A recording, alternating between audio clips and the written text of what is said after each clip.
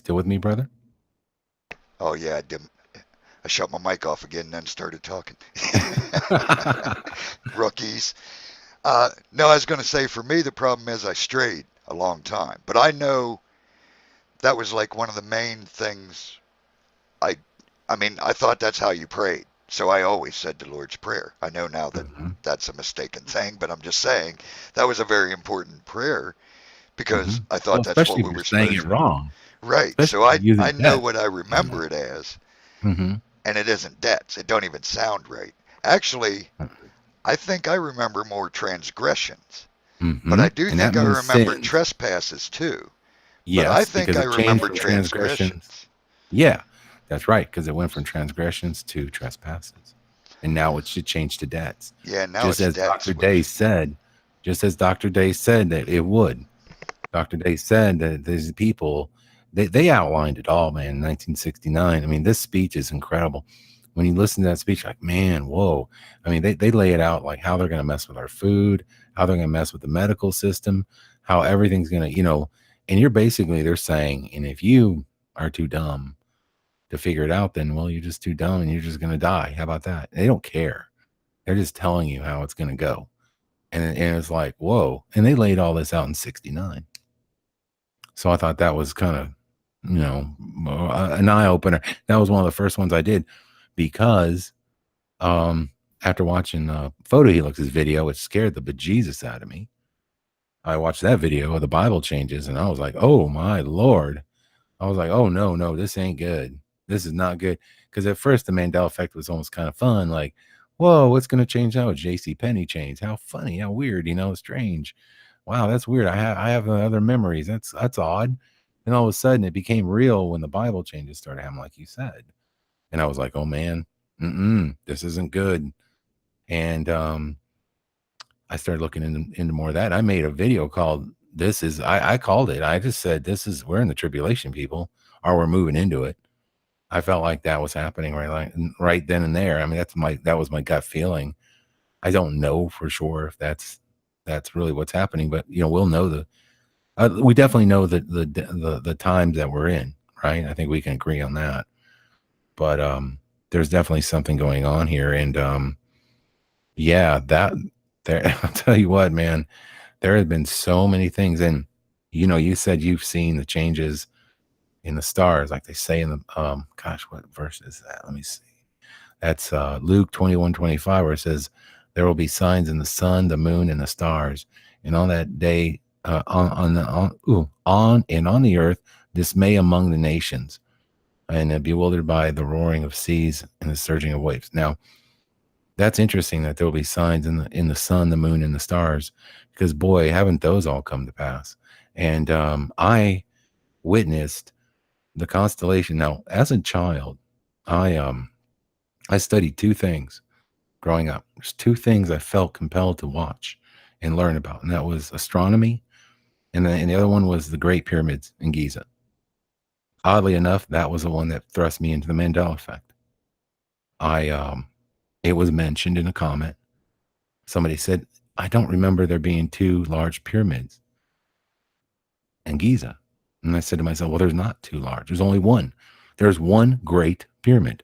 yeah, Well, brother, I went there and that's when I mean, let me tell you, it all changed that day. And that was, I know the date. I mean, it was 4/11/2016. And on that day, that's when I felt the Holy Spirit come into me and tell me that, oh my God, there is something major going on here.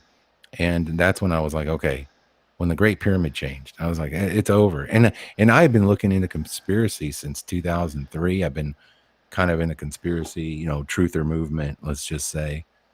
And I never thought about picking up a microphone ever. Never thought about talking about nothing. Just I consider myself more of a troll than anything else.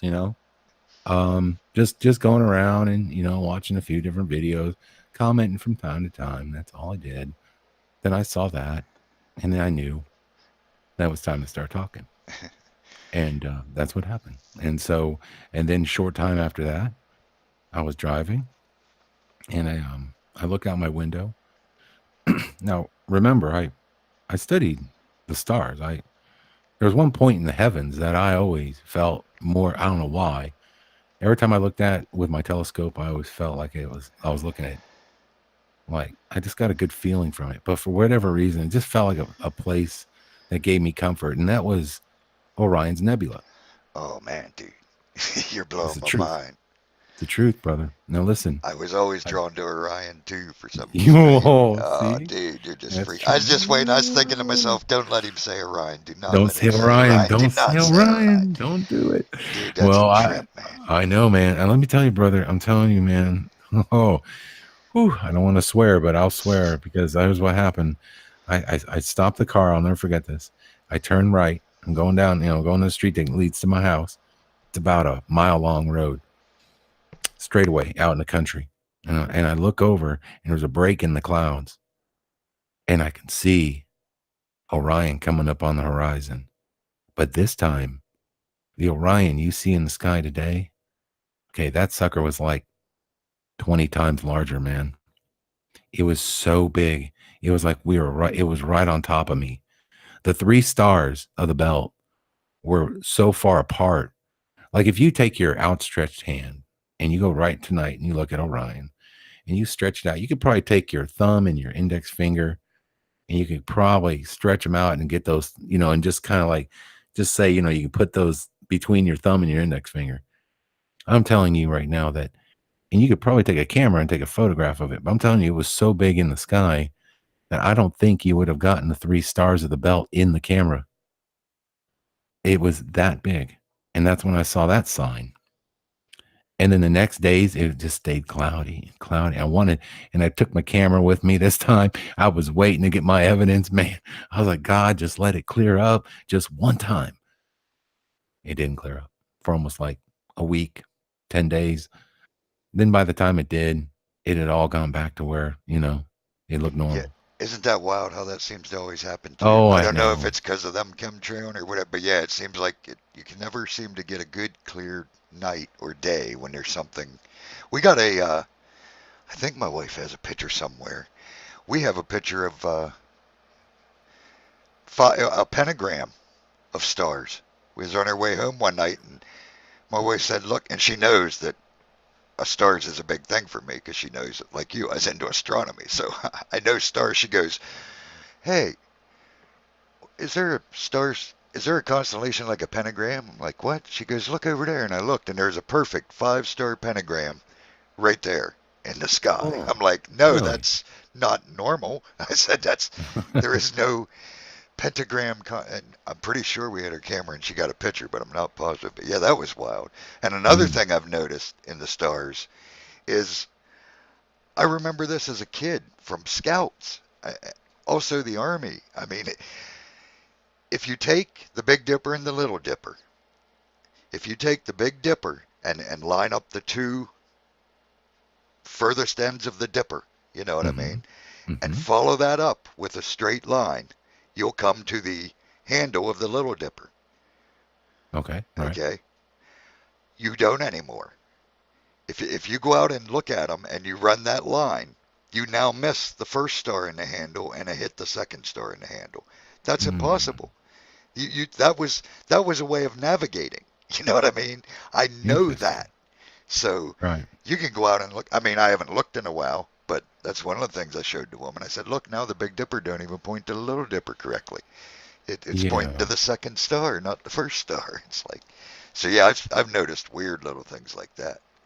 Oh, the moon's been really strange too. It almost Oh looks like to yeah, me like there's more phases of the moon than I've yeah, ever remembered. I yeah, don't remember the little the real, like, oh man, it's really crazy.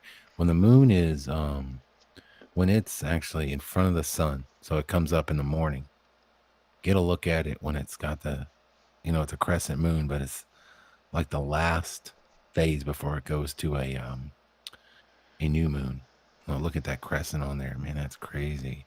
Where you can see this disc in the sky, yeah, and it's like it doesn't even look real, man. It almost looks like the poster from the movie Aliens where it's got lit up underneath. yeah, exactly. It's trippy, man. We just Whoa.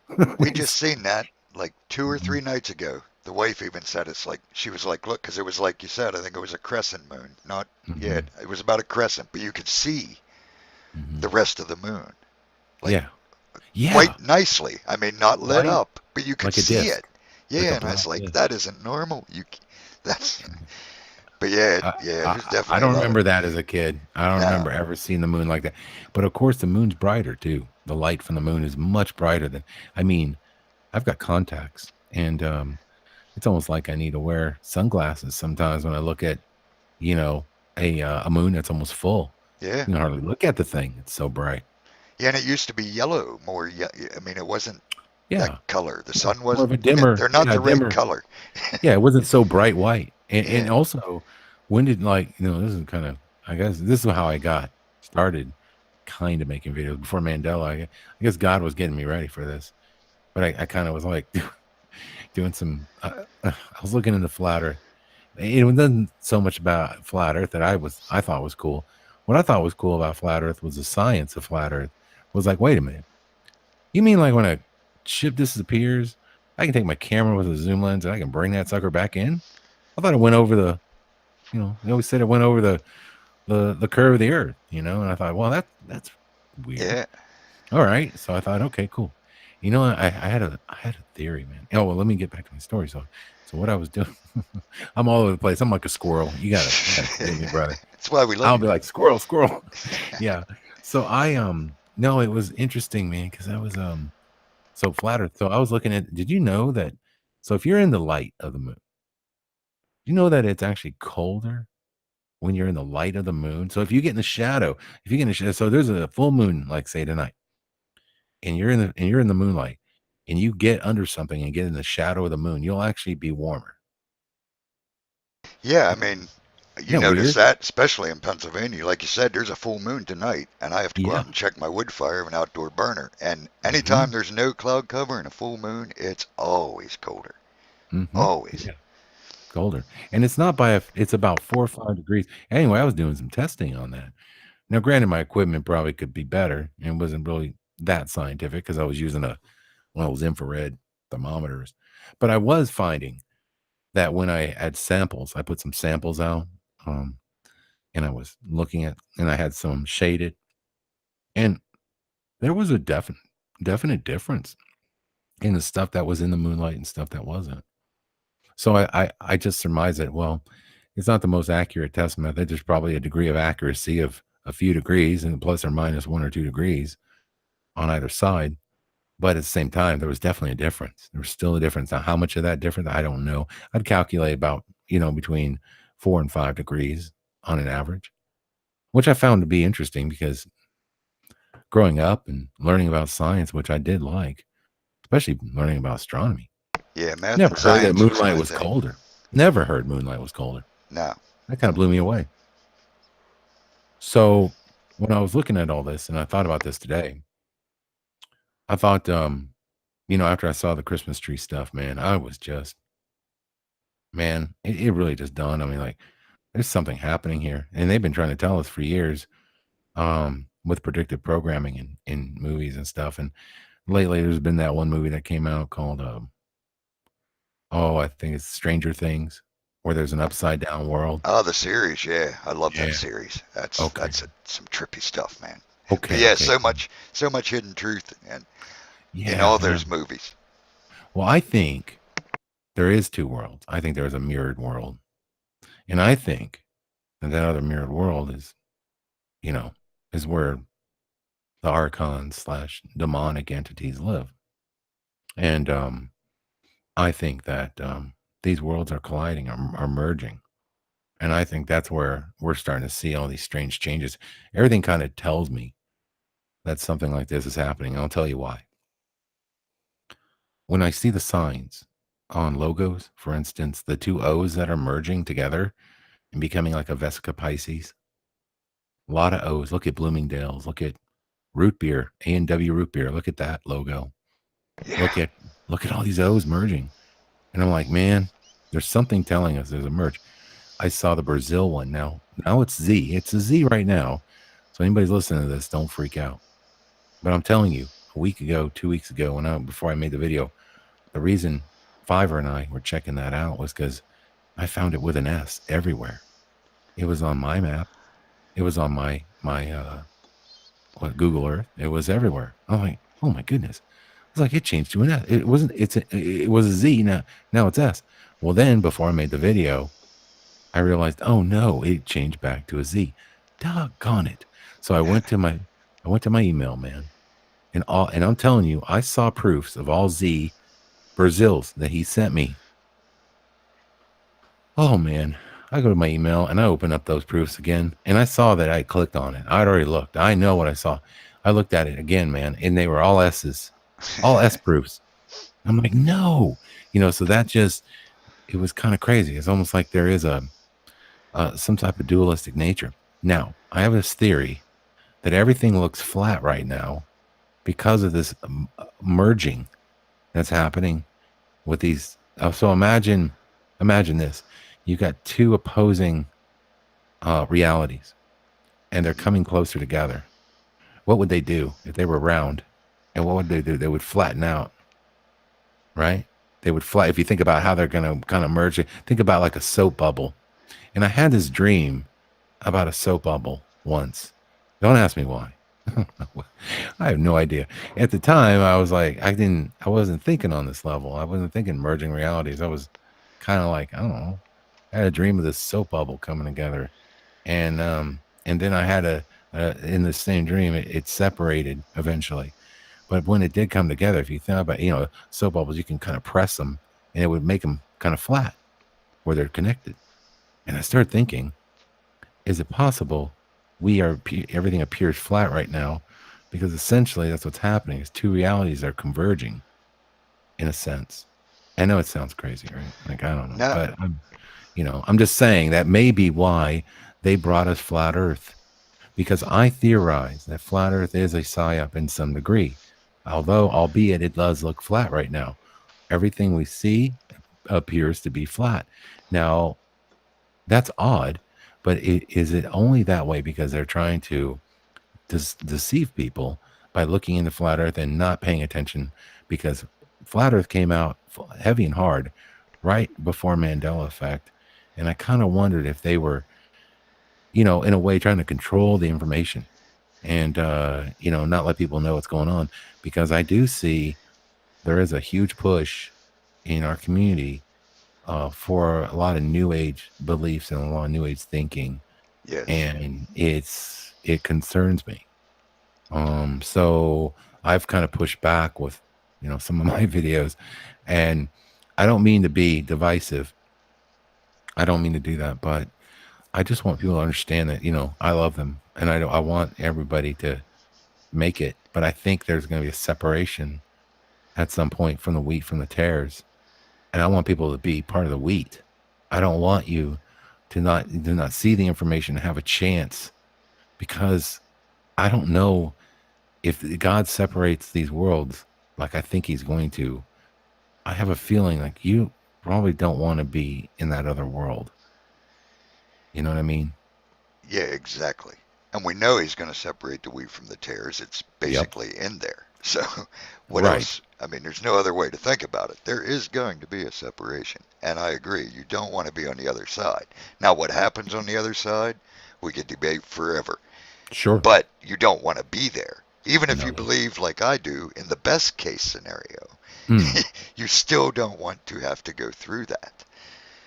So, and if in the worst case scenario, you definitely don't want to go through that. So there's whatever happens on the other side for the bad people, for the tears, you definitely don't want to be a part of. At least I don't. I'd rather know trying to be wheat and do the best I can to be wheat.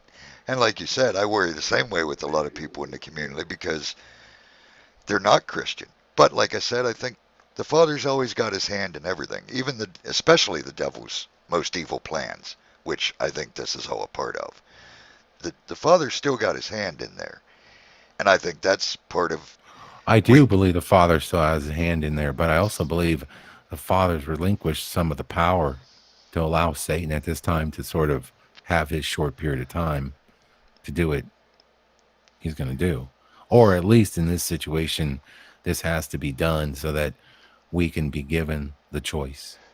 You know what I'm saying? I think he's allowing people to sort of to see. Like, what happens when things aren't exactly going your way? What happens when my blessings aren't upon you, like Jacob, you know? And I think this is our way of, it's kind of a test, in my opinion. I guess that's the only way I can describe it. But those are just my personal. Now, like, do not know that for sure. I'm just telling you my own feelings from it, and it feels like I feel like personally I've been tested, and probably rightfully so, because I've been, me and God, we've had this thing, and I've been a brat. So, Yeah, I know the feeling. I was quite bad for quite a few decades, and it's a personal right, journey. fair Pers- enough. Me too. Personal journey for each of us. That's why I will never debate a doctrine because we can both be right, and that's what a lot of, especially Christians, have a problem with. The Sure, Father, we try to put the Father in a box. Just because I know something to be true, and we were talking about this earlier before you came in, we all have a different job in the kingdom. So we all have different information that we need. And so we're not necessarily wrong if we don't agree. This truth might apply to their job, whereas this truth might apply to my job. And although our human minds can't comprehend how two things that seem different can both be true, I'm not going to begin to put my father in a box and say they can't. You know what I mean? So sure. I won't argue a doctrine. All I can do, like you said, is we just tell our truth best we can because we love the people enough to hope they'll hear it and at least investigate it enough so the Spirit can show them. Because the Spirit got to show them. The Father has to call them, and the Spirit got to show them. We can't lead anyone there. All we can do is tell them the truth and help them to find the Spirit, and it will lead them there. And I think that's where you come from too. You know what I mean? Very Yeah, unargumentative, and we're open. I'm a very open person. I know what I believe. I'm not going to falter from them, but I also am never going to say you need to believe this too, because I don't know what the Spirit's doing with you. and You see, know, that's right now for me. I think I'm trying to get people to realize that God, the Creator, God the Father, loves you and wants you with Him. Okay, I think people are being given a choice right now, and I think we have time to choose. And I'm saying that's what said in the last video: choose wisely, people. Because you can. And I think of scripture, where I read out of John, where it says right here, and this is an important part to realize what the Mandela effect is: that love not the world, neither the things that are in the world. If any man love the world, the love of the Father is not in him. For all that is in the world, the lust of the flesh and the lust of the eyes and the pride of life, is not of the Father, but is of the world. And the world passeth away, and the lust thereof. But he that doeth the will of God abideth forever. So I think when you read that and you start to realize through this what's happening, through the Mandela effect and what's happening, what God is trying to show you is that the world doesn't matter. Doesn't exactly, matter. exactly. Guys, it's fake. It's not the real. Wake up, and that's what my message is. And it basically parallels again something I was just saying earlier, and something I think was in my last video, one of my recent ones. Basically the same thing, that this world is all the enemies. We know that from Scripture. All of it. Everything man made. If a man made it, it's the enemies. It's that simple. We have to Hmm. remember that. Now we can use it for good. The Father always uses the enemy stuff against him. I mean, he's it's what he does. He turns evil to good for, as long as we can use it for a good, like we are now. We're talking Hmm. about the Father. We're using the enemy's tools. This internet's the enemies. It's all the enemies. But a lot of Christians try to go too far and say, "Oh, we need to get rid of this and get rid of that, and don't watch this and don't watch that." I It's used to all. be like that. I used Yeah, to be me worried too. about all that too. Me too. You I mean, everything I'm saying, I don't say it to down anyone. I've been through all this. I was the Hmm. same way. Don't, don't watch any, don't do anything. I mean, Hmm. but over time, it's all a matter of how much you can listen to the Spirit. because the Father speaks through everything. I don't care whether it was meant for good or not. If there's a message for you to be had in it, the Father can use it to give you a message. I don't care if it's Stranger Things, for instance, that we was talking about. Obviously, a show about the enemy, a show about the upside down, a show obviously not Sure. created to benefit people probably in their mind. But Right. with the right spirit, that show can benefit you greatly because you're learning lots of the enemy's tricks. Another good example for me is Lucifer. I don't know if you've ever seen that show, Lucifer. Oh, the Christians were ranting about how this is so awful and horrible and it portrays the devil so nice and wonderful. And I'm like, what do you think the devil is? Right. This is No, the exactly devil what the devil is is going to be like. I talked to this girl. She was telling me about a church she was a part of, and she's a friend of mine. She'll probably never listen to this broadcast, so I can talk about her. The only reason I bring her up is because, I had a heavy-hearted discernment for what had happened a long time ago in this church. She did a lot of bad things, and one of the things she did was she had this extramarital affair in church, and Oh, I was that like, don't happen, does it? oh, Sarcasm unfortunately. brewing. Yeah, I know. And then she said that there was a time where she's at a this is the same church, and all this is the same church. And she tells me about this women's Bible study where they took her in the back room and lit all these candles, and these women prayed over her using language she didn't understand. I'm like, Wow, my whoa. last guest that was just in here, well, actually, my host, she's actually the host. I'm a co-host, but the Oh, one that just left, okay. wow, I know she's in the chat right now, just losing her mind with what you're Oh, is saying. she? But Oh, go wow. This ahead, is go strange ahead. stuff, right? Yeah. So she tells me this, and I'm listening. Now you have to remember where her heart was at this time. Her heart is that her husband deceived her, and that's why she, had this extramarital affair. Then the other part of her heart said that she should feel sorry for the pastor. Now, this is the pastor. Apparently, this guy um sat her down. Now imagine this. Imagine you're at a park with the pastor and you're talking scripture or whatever. The pastor sits down with your wife across from her and looks her in the eye. And as you walk up, he shoos you away, says, "I've made a connection." He's looking into your wife's eyes. Now imagine this. And your wife tells you later that you that they could he could communicate with her thoughts by doing this. I'll bet They were he could. communicating. Well, maybe he could. And I'm wondering where he got that power. Exactly. Because That's why I said I'll bet he could, because I know Mhm. exactly where he's getting his power, and I Well, know guess it what else works. happened? Well, guess what else happened in this church? She's telling these are all the stories. I mean, this is no joke. And I'm like listening to this with my mouth open, going, "Holy mackerel!"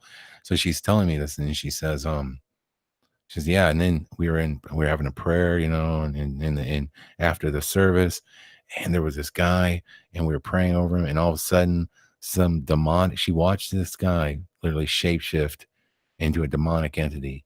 The pastor jumped onto him and started speaking to him in Latin and got the guy to calm down enough so that the demon didn't just manifest right there in the church. Now, I said to her, "Okay, that's enough." I was like, you were messing with things. Apparently you were deceived. Either that pastor was deceived by demons, and this whole church, this whole congregation, um, was not of the Lord. I mean, because everything you're telling me with the candles being lit and praying in a room and this whole stuff I was like, and I asked her, I was like, were you on a rug? And she couldn't remember because I was thinking like, what was under the rug? That's my first thought. That's the vision I got. I got a Exactly. vision of a rug and I got a vision of a pentagram on the floor, and she didn't even know it was there. Yep. You know what I mean? Like there was some weird demonic stuff happening. And this was a church. And then later she actually felt it. And I told her, and when she told me all these stories, I was like, what are you crazy? You're sitting there staring. You're not supposed to look in another man's eyes other than your husband's. What are you doing?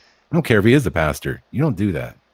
I was like, that's messed up. And I said, you don't, you just the things I mean, first you had an affair with another man there for 2 years while your husband was up there, in the band. playing right next to the guy.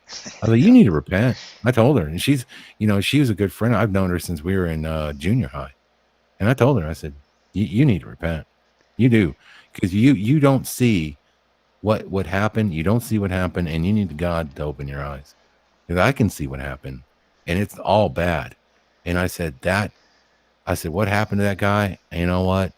I don't know if he was offered something by what he thought were angels. And that's why you shouldn't mess with that. I was on Brian's show earlier, and they were talking about, yeah, there's angels, and there's. I was like, you should never mess with that. And I said that. Don't ever mess with that stuff, because you'll never know for sure. And they can always come at you in a good way. You think they're going to come at you like, no, they're not going to come at you like that. They're going to come at you like they're your friends. They're angels. I mean, it says Lucifer is an angel of light, for goodness sakes. And then, this guy's over here saying, yeah, you can tell if they're demons, or you can just feel it. I'm like, oh, that's bogus. I don't believe that. I don't believe any of that, man. I think that all these things that communicate on that level are demonic. Sorry. Yeah, And people may differ with me, and all the ghost community may hate me. Oh, well, that's just the truth. I wouldn't mess with that stuff at all. yeah, I agree with you, and I was fascinated by that stuff too, also back in the day. Oh, sure. Me too. Yeah. I thought that was really crazy. That one dude that would use the static and like hear voices Yeah, yeah. Did you through the watch that static. dude? What was that The dude? He had a ghost big box dude. channel. Yeah. Yeah. Yep, Yeah. I've watched it. Yep, Did I you know see? Have you exactly who seen him you're talking lately? about. Have you I seen him? haven't watched him in year, Oh, he probably a doesn't look year or good. more. Oh, He bet doesn't look not. good. It's He looks oh, he looks eh, terrible now. Like not that he's unhealthy. Like all he does, he looks like he's been, like he's been. You can just see it. I mean, as a yeah. I Christian, you was discern. Look at him now, man.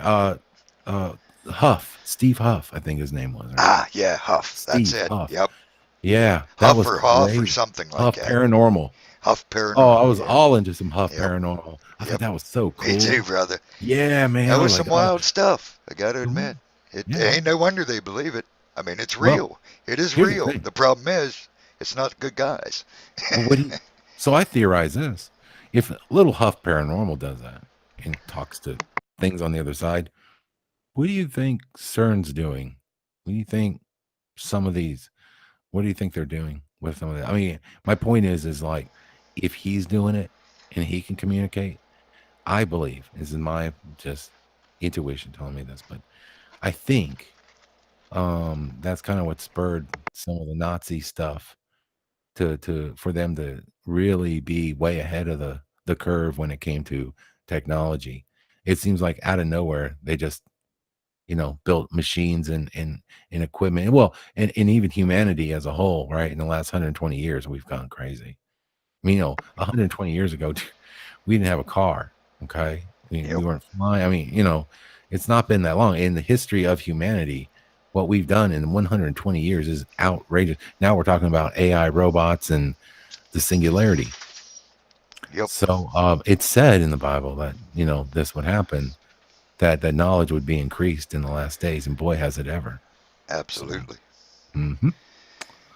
So it makes you wonder. And I would say, there's something to all that. I believe that they could communicate with these things for a while, and I think ultimately my theory is that these things are.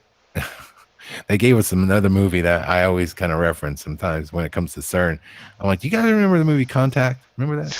We Yep, received a signal. It told us to build this machine that and we went to their world, but there's no. But once you open the gate one way, then it's open, right? yeah, yeah, Yeah, yeah. exactly. That's what CERN is. CERN's going to open the abyss, dude. Yep. That's what it's going to do. I'm sorry. I'm almost guaranteeing that sucker is an abyss opener. See, and I can definitely agree with you. The only comfort I take that a Mm, lot of us tend to sometimes forget mm, is I know who has the key to that abyss. So I know they can't open it no mm, matter how hard they try till it's mm. time. Till it's So time. I take That's comfort true. in that. I definitely believe they could be the ones that's going to I open just it. We hope I'm don't out of know. here. I hope I'm out of here before that happens, brother. That's all I'm going to It's going say. to be interesting. I mean, it's already Yeah. rampant. Like I said, the enemy's just running rampant right now. There's no doubt about it. Amping up big time. Time's gone crazy. Everything's gone insane. if, for those that can see it. I mean, time itself just seems to fly, and Oh, is the doesn't it? days. I mean, I don't even Weeks, know the days, and weeks. I it's said to December somebody, now. It's like December. I'm like, wow. You know yeah, what I'm well, saying? that's been for the last 2, 3 years. It's been like a blur. Yeah, I would say to somebody, I said, yeah, man, weeks feel like days and months feel like weeks. yeah, it's very strange. And a big shout out, Mhm. I forgot, I wanted to mention it earlier when you mentioned it, but you said about Photo, man. I love Photo Helix. Another Oh, one I've been really? following forever. So Well, you know next what, time you man? talk to Photo, because you get to talk to him, tell him, and I've talked to him in comments, but just let him know, man, this is one dude who really appreciates Photo. He helped me on my journey a lot. And I never Mm. missed a photo video. I love Well, Photo I'll tell Helix. you He's what. incredible. Would you like to join us on the Speakeasy event sometime? Oh, sure. Heck yeah, brother. I'm always You up have to for come over going there. live with anybody. I love Well, I talking mean, about the we Father. would it would help spread the message and get some more notoriety to your channel. And I know you have a positive message to spread, so I'd be really happy to have you over there. That would be awesome, brother. I'm honored. I love you guys, especially Oh, the that's awesome, Speakeasy. I man. love Mandela Mondays too, but man, I love the Speakeasy. It's just more my type of, I don't know, subjects, because Photo's always there, and he's always, you know, Yeah, yeah, I like bringing to it right speak easy back too. biblical. You know what I mean? Well, So, Mandela Monday is for everybody. It's to kind of bring people together and have right. fun and to not be so serious. Whereas I wanted to, me and Photo. Oh my God, I started talking to Photo. I was like, we need to do something, man, where we can really reach people. So Yeah, that's why he's we, he's yeah. incredible, man. Photo.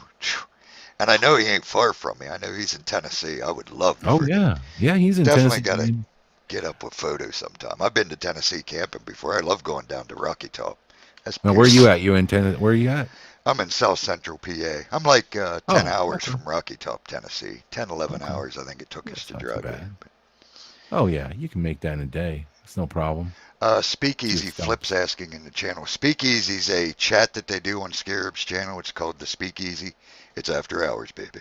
I've been yeah. waiting to say that. That's It's after right, hours, man. baby. It's But after hours, yeah, it's baby. Yeah. just where a bunch of them hang out. Uh, a lot more Christian talk there than in the other one.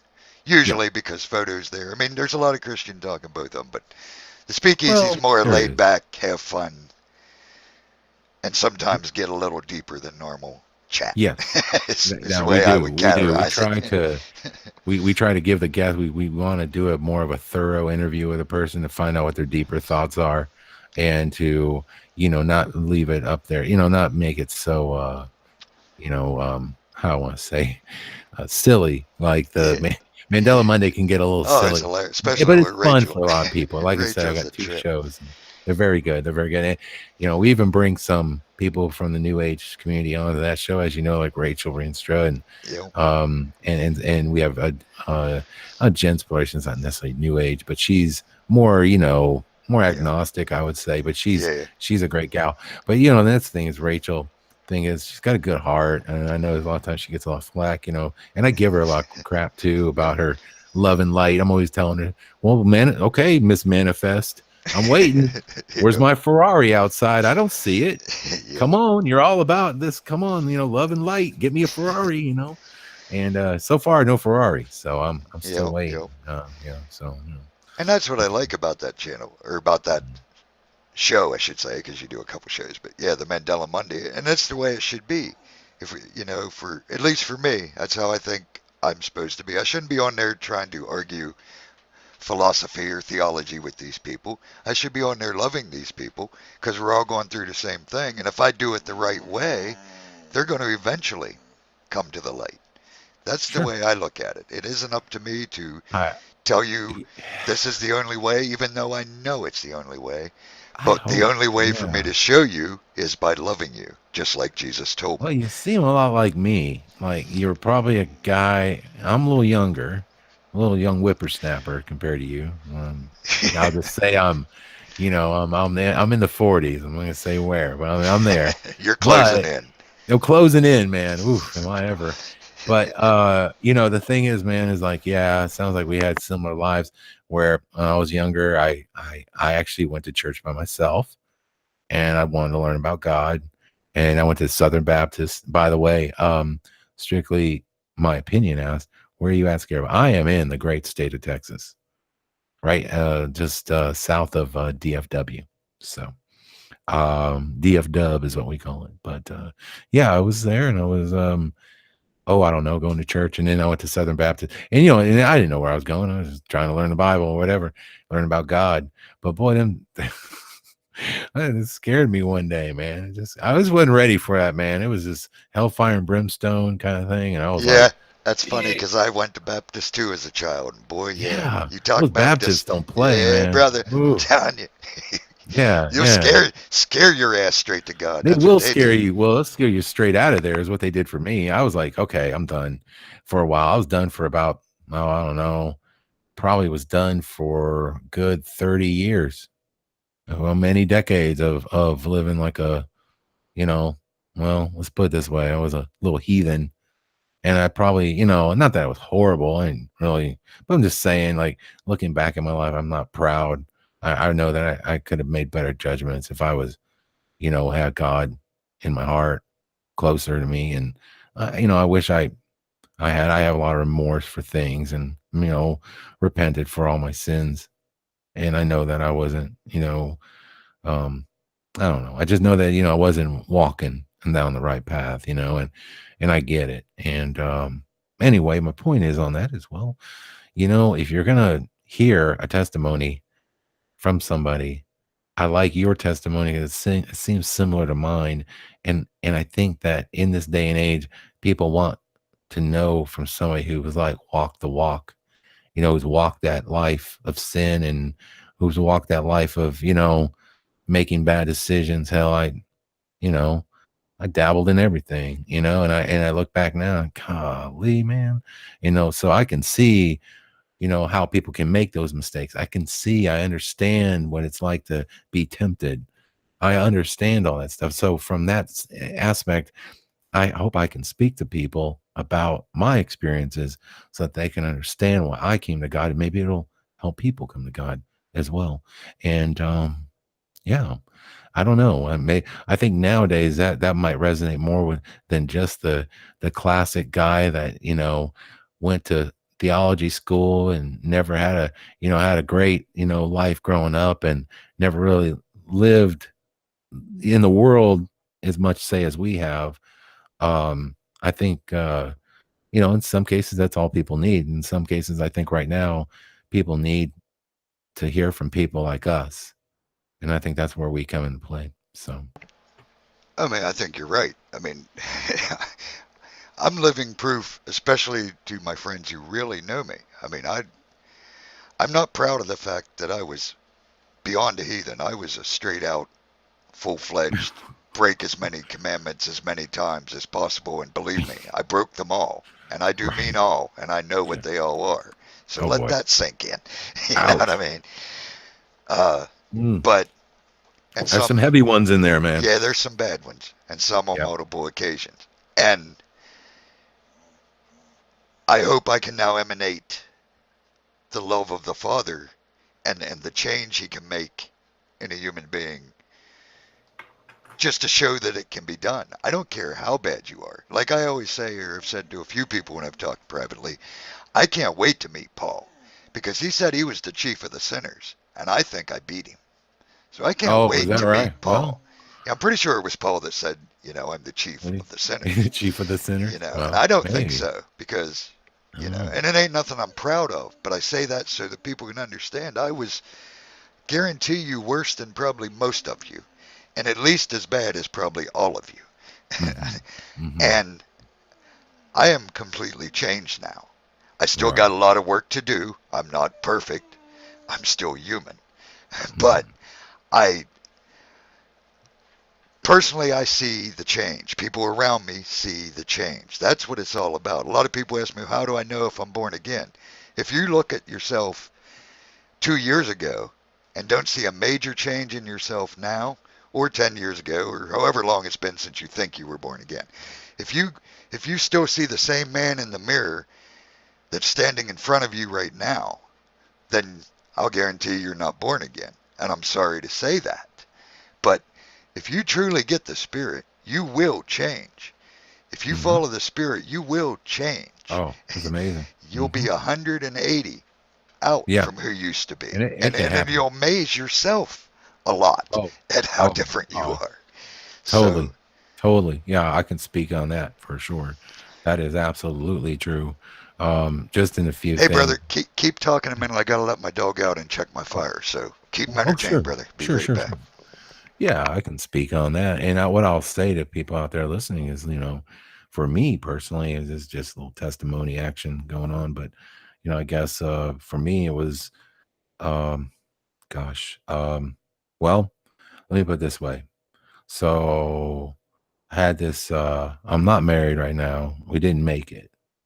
And part of the reason why we didn't make it is because I, um, I asked God to change my life. And I asked God to come back in my life, and He did. And I mean, He changed this woman's heart because you gotta remember when she left me, she took her wedding ring off.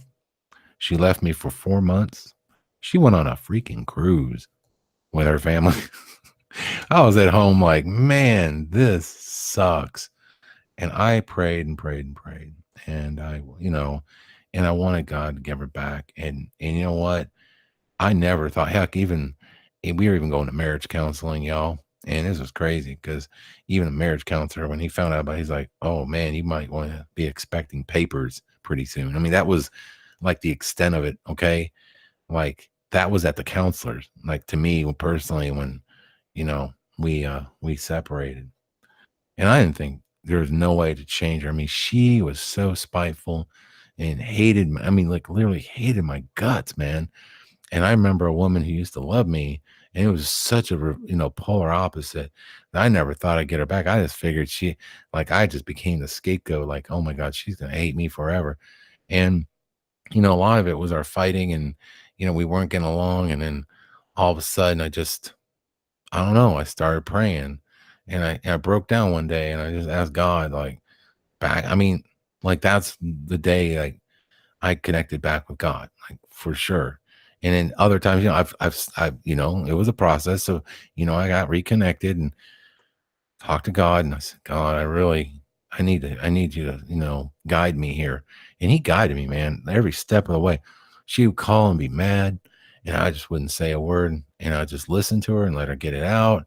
I wouldn't try to defend myself. I just let her say her piece. And then, that started to work a little bit more because then she would get out what she had to say. And so instead of me battling her and being like, no, that's not the way, I remember it, it was like this, and it wasn't getting us anywhere. So I just shut up. I just shut up. I was like, you know what? I'm just going to, listen to God. And man, slowly but surely, I mean, just little chinks in the armor. Everyone, I started to break through that protection layer she had, and eventually she started to love me again.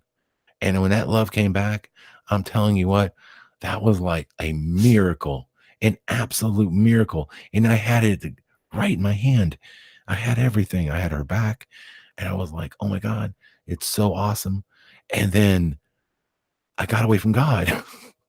It was like, no. And I've learned, like, see, and this is the learning thing, is like, you can never go away. You can't do that, man. You can't put God in your life and then just expect, and turn your back and expect God to be there.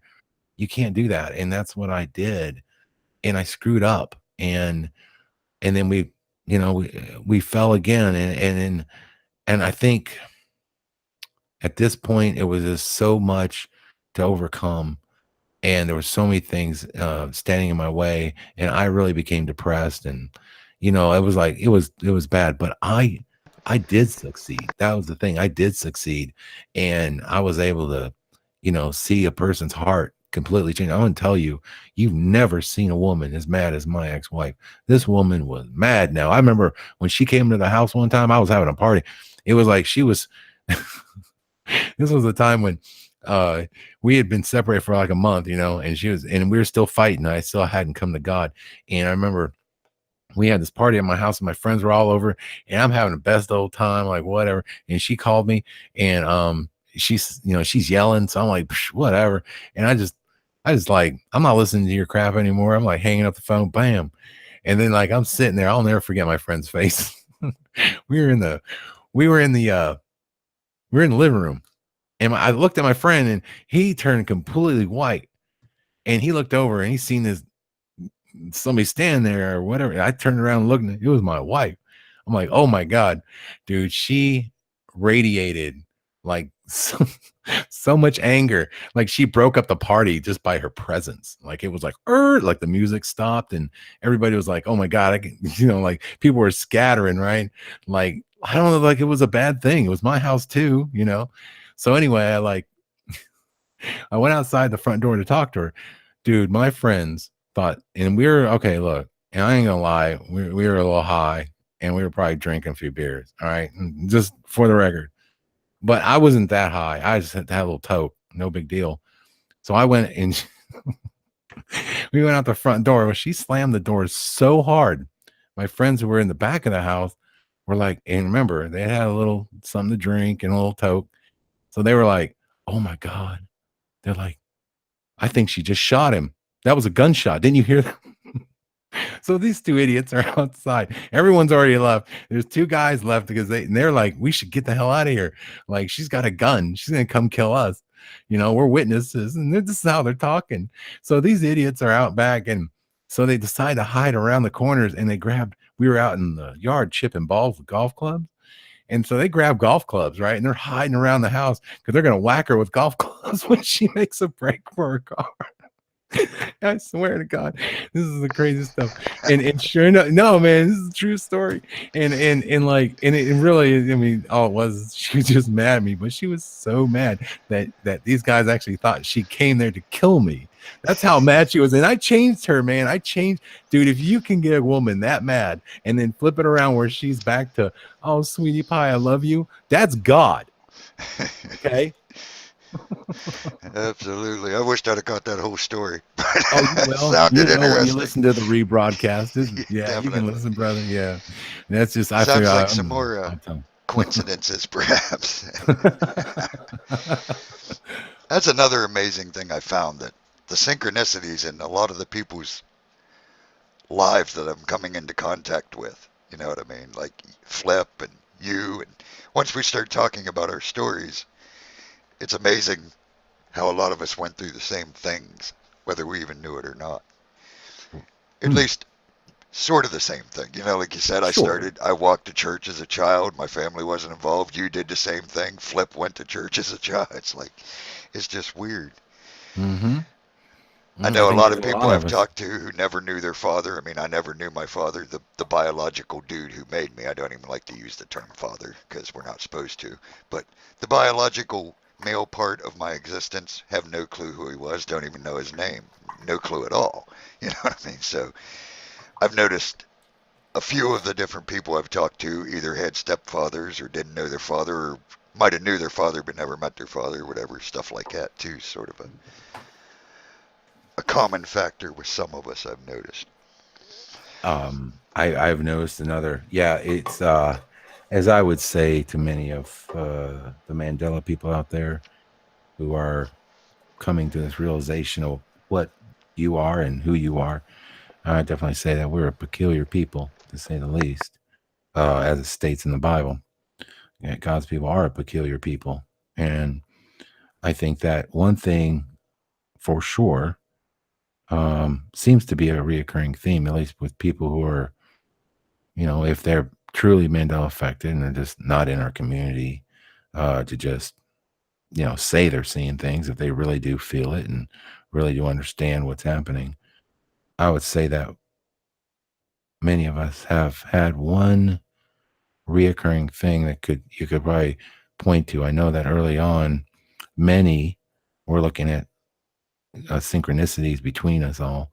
Was it blood type? Was it birth? Was it sign? Was it, all kinds of stuff? And supposedly there's nothing there. We're all different. We're all made up different. We come from different walks of life. Some had it easier than others. Some not. And but one thing I would say is that seems to be the truth is a very common reoccurring theme with Mandela people. We seem to be lovers of the truth. Yeah, and I agree. I don't think there's an overall encompassing synchronicity to all of us. But I think in the community, there's a lot of us, smaller groups, if you will, who find a lot of synchronicities among themselves. You know what I mean? Like me and you walked to Sure. church as a child. There may not be another one in the community that has. There might be three or four. You know what I mean? Mm-hmm. But I'm not Yeah. saying it's an over encompassing thing, of course. But it's just cool how, if you're paying attention, there's always little synchronicities in your life that show up. At least in my opinion. Maybe I'm just more in tune to them. I don't know, but I just see the Father in all kind of stuff. I mean, it's mind blowing sometimes how he talks to us if we just pay attention. It might just be flipping on the radio and a certain song come on to answer a question that you've just had in your head. If you're smart enough to realize that song's answering your question, you know what I mean? Weird Right. stuff like that. I mean, even being in a store and just thinking a thought, like, I don't know. A good example is I'll just throw something like, is hell really damnation forever? Say I'm contemplating that, or I'm wondering about that, and if I'm paying attention, I might hear someone 3 aisles over hollering, "No, that's not right." Not talking to me, not talking at me. But if I'm in tune, that could have been a message for me. You see what I'm saying? So a lot of Mm-hmm. us get answered and don't even realize we get answered because we're like, well, the Father, that again, I think we put him in a box. Pay attention to everything. If you're seeking an answer, pay attention to everything. Pay attention to something you hear in the background because it could be your answer. That's how it works. You know what I Mm. mean? Just throwing that out there. I don't know why. I got to ask you a question. You notice your picture there, sir? Your avatar? Yes. Well, did you notice that rainbow is upside down? Well, see, I can't go with that one because I remember, and again, I know we all see different things, but as a child, again, Mhm. this is something I just remember from childhood. Remember We the were violet taught on top? we were taught Roy G. Biv. That's how we learned the colors of the rainbow: Hmm. red, orange, yellow, green, blue, indigo, violet. So to me, it's always been Roy G. Biv because I always So are you that's how we looking? learned it.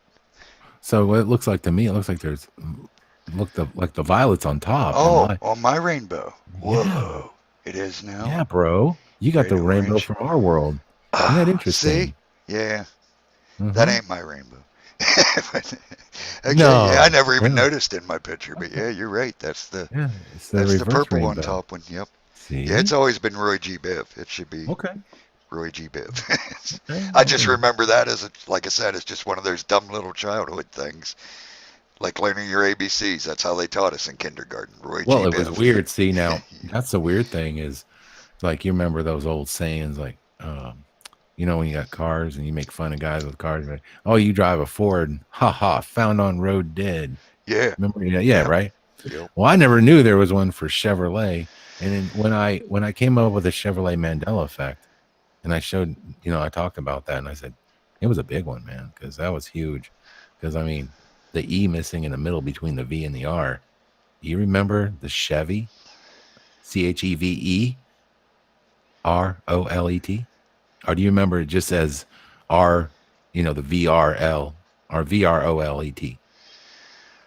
Um, Let me think, because Yeah, you I was never a yeah. big car guy, Okay, but I think I remember Chevrolet because I always remember it Chevrolet. was spelled different than you would say it because everyone said Chevrolet, but I think I remember it being spelled Chevrolet Now you and you said wondering why people they said said Chevrolet. You know what I mean? now you said you remember people saying called it a Chever.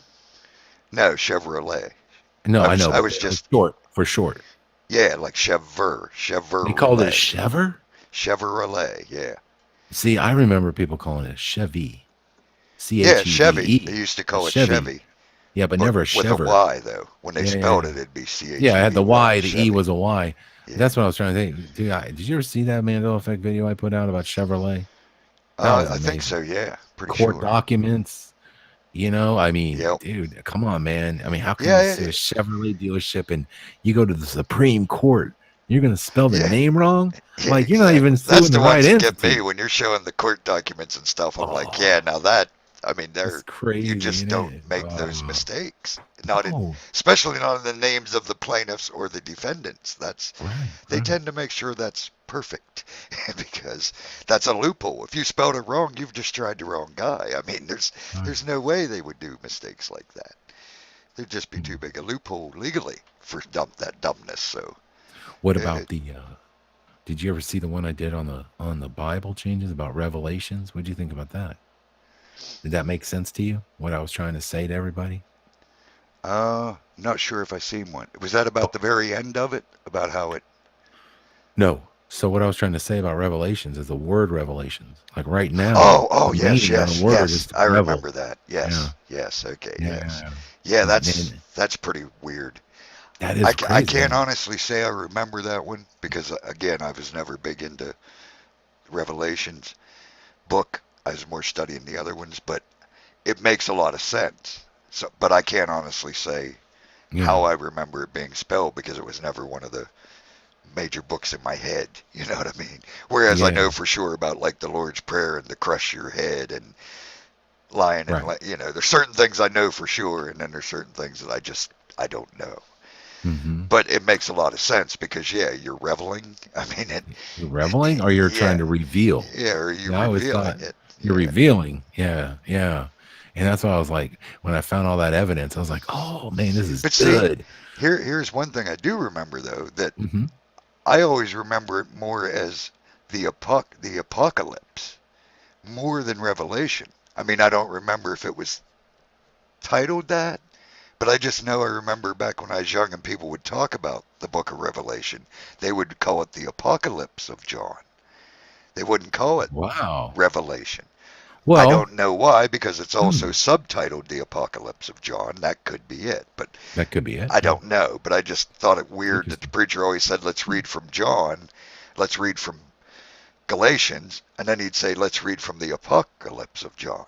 So Ah, I just, hmm, I, I don't know why he would say that, but I interesting. can't honestly say it was titled that. I just know that's what our preacher would say. So, Well, I noticed why I kept turning to the Bible, and like the last few times I opened the Bible, I was getting Mandela effects out of it. It was crazy. Turned to Matthew, and I was like, I don't remember the two T Matthew. That was weird to me. I know it sounds weird, right? But like, yeah, I'm I know with they you. really I call the don't guy remember the. Matt, Matt, right? But Matthew, the name, I always remember as Mathew, Matthew. Yeah, And I looked it up, and there's two spellings, but I yeah, remember the Bible as Matthew, Mathew, not Matt. And I was like, what is going on? So I made a video about it because I was like, there was a lot of residual. There was even like Saint Matthew's, like school, and it was Mathew. So I was like, well, I was like, in some reality, somewhere, maybe, it was just the one T, and the two T's shows duality. And I think that that's just another sign that we're seeing. We're seeing a lot of the double T's too. So it yeah. wouldn't surprise me if that's just God just letting us know about the Eh, duality there. Um, and then I turned over the book again, and I actually came across a book in the Bible that, man, scratching my head, I had never heard of. Now, it's weird because I can almost tell you all the books of the New Testament, but that Old Testament, I'm like, there's a few that I always forget. Yeah, But I turned the book and I opened it, and it looked so foreign to me. I was like, the name and everything looked so weird. And I turned to Haggai or Haggai or whatever, yeah, Haggai. Haggai. And I was like, I even asked Photo on that one. I was like, hey, dude, do you remember Haggai? Because I don't remember Haggai. He's like, no. He goes, yeah, yeah, I remember Haggai. Sure, sure. And I'm like, okay, all right. I was like, okay, fine. So then I started reading up on Haggai. I started looking into the research on that. Weirdly enough, strangely enough, Haggai is about rebuilding of the temple, Mm-hmm. you know? And oddly enough, in the last 2 years, man, that has been a very popular verse being pushed all around the internet. I thought that was kind Yeah, of interesting about the rebuilding. It's been pushed by mainstream preachers as well as YouTube preachers about this need for rebuilding God's temple. And I'm like, oh, you know what that means. So I was just like, man, that's kind of crazy. And I kind of started thinking, my discernment was telling me, I think they built that one in Brazil. You know, they built a temple in Brazil, right? Wow, no. Wait, You didn't know about that? I think I did hear something Oh about yeah, that. yeah, I man. think I Yeah, dude. did. They Yeah, built they yeah, built Solomon's temple. yeah. But the That's thing right. is, I think they did it because when they do it this next time around, I think that was a construction plan to see how things would go. To see, you know what I'm saying? They got Yeah. everything See, down. yep. Yeah. See the Yeah. And I quickest, easiest, most efficient way to do it, basically. because it's gonna go up quick. It's gonna go Yes. up quick, brother. I'm telling you. Yeah. So, just something to keep an eye out for. Not, I'm not trying to get all like, like, oh God, gloom and doom, but I'm just trying to say it's just interesting that passage just I opened the book, flipped it right to Haggai or however you say it, and I was like, oh, what does this mean? And I felt like there was a meaning there because it looked foreign to me. So whenever something looks foreign or looks out of place, I research it.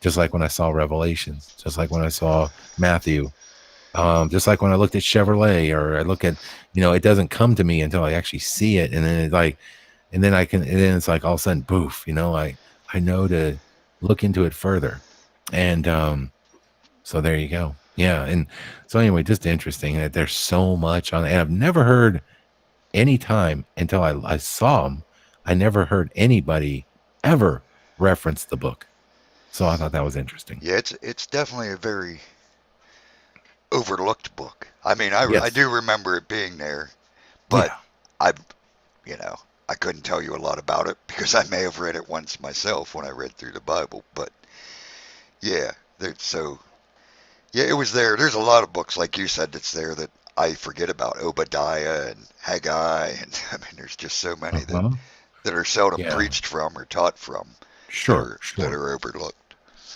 Strictly my opinion says to elaborate. Well, I think you want me to elaborate on the revelations. Well, it should be Reavel to reveal. Yeah, Or R E R-E V E A L. R-E-V-E. Yeah, Yeah, sorry. Yeah, yeah. E-A-L. Yeah, right. Sorry. Whoops. Misspelling. See? Revelations, The basically, is what it should be. revelations. Yes. Because revelations, if you look up just revel, is it's a party. It's It's a good thing. it's a It's a good thing. celebration. It's a party. I actually said in my video, I was like, well, man, it's God just telling us we're the party people. Yeah, yep. Just hey, Yeah, because that's why I it would remembered be that one big video because party. you Come said, on. "Hey, party Let's people." wouldn't it be a big party if all this just, God gave us a new earth and we were with our brothers and sisters once more. I mean, wouldn't that be great? You don't have to worry about anybody deceiving us or liars or people looking to take advantage of us. You could, trust your fellow man once again. Yeah. Wouldn't that be awesome? I don't know. That would be a party for me. Yes, for sure. Yeah. Well, man, it's like over 1 o'clock. I don't know how long you want to do Heck this. yeah, it's 10 after 2. Oh, I It's can 10 go after. forever, brother. So Oh, can you you? can cut Okay. me off whenever Well, man, I because don't know. I was I've been I didn't on want the to be rude and just keep blabbing away too. I was on a private call with a buddy in Australia one time. We realized it was 6 hours when we were done. I'm like, holy man, you know. So when I get to Oh, talking about the Father or anything like this kind of stuff, yeah, I can just go. The Spirit yeah, don't get yeah, tired. Our bodies do, but yeah, I've yeah. noticed that. And I never go to bed till 3, 4 in the morning here. I'm just Well, that did type that of start person. recently? Um, About two well, years ago? probably longer than that for me, Oh, okay. Okay. but yeah, it's gotten longer. Put it that way. I mean, so I guess recently it's gotten longer that I don't go to bed. But yeah, It's like my whole I've world always flipped. been a night type person. Well, I was a 2, 3 o'clock in the morning kind of guy, but now all of a sudden, like I just felt like I can't even sleep, man. Yeah, there's I times I can't don't. even sleep. You know, Um, well, at least I can't sleep at night. It's like I'm more awake at night. Now, I found that to be really strange. Most Mandela people, Mandela people I talk to late into the night, 4 or 5 o'clock, I can call them and they're oh up. yeah, you know. It's weird. Now, that's another one that's Yeah, very that's common. another little. Yep, I was gonna say it's another one we all seem, or a lot of us seem to have in common. I won't say we Yeah, it's all, like but our world is flipped upside down where our I've our day is night and night is day. again, I take everything straight back to the Father. I'm sort of like a scarab on that thing. I'm always back to the Bible. So to me, it's just, I think God has us up at night, at least for me. I'm up at night. We all know, or at least most of us know, and if you don't know, it is true. Because a lot of you might have heard it and not know it's true. Like I said, I've done witchcraft and stuff, so I know it's true. 3 o'clock is like their time, man. I mean, to the real witches, the real Satanists, the real ones, and even the pretend ones, but to the real ones, for real, and it's real. It does have power. It does do stuff. 3 o'clock a.m. is a very important type hour for them. It's like, Okay. So that's at 3, but how long do they get? Do they only get like do they go to 3:33 and then they cut it off? Like, well, no, actually, if you really want to, if true Satanists, the real ones, I'll yeah, tell you what to watch. I don't know if you've ever heard of him. His name's John Ramirez.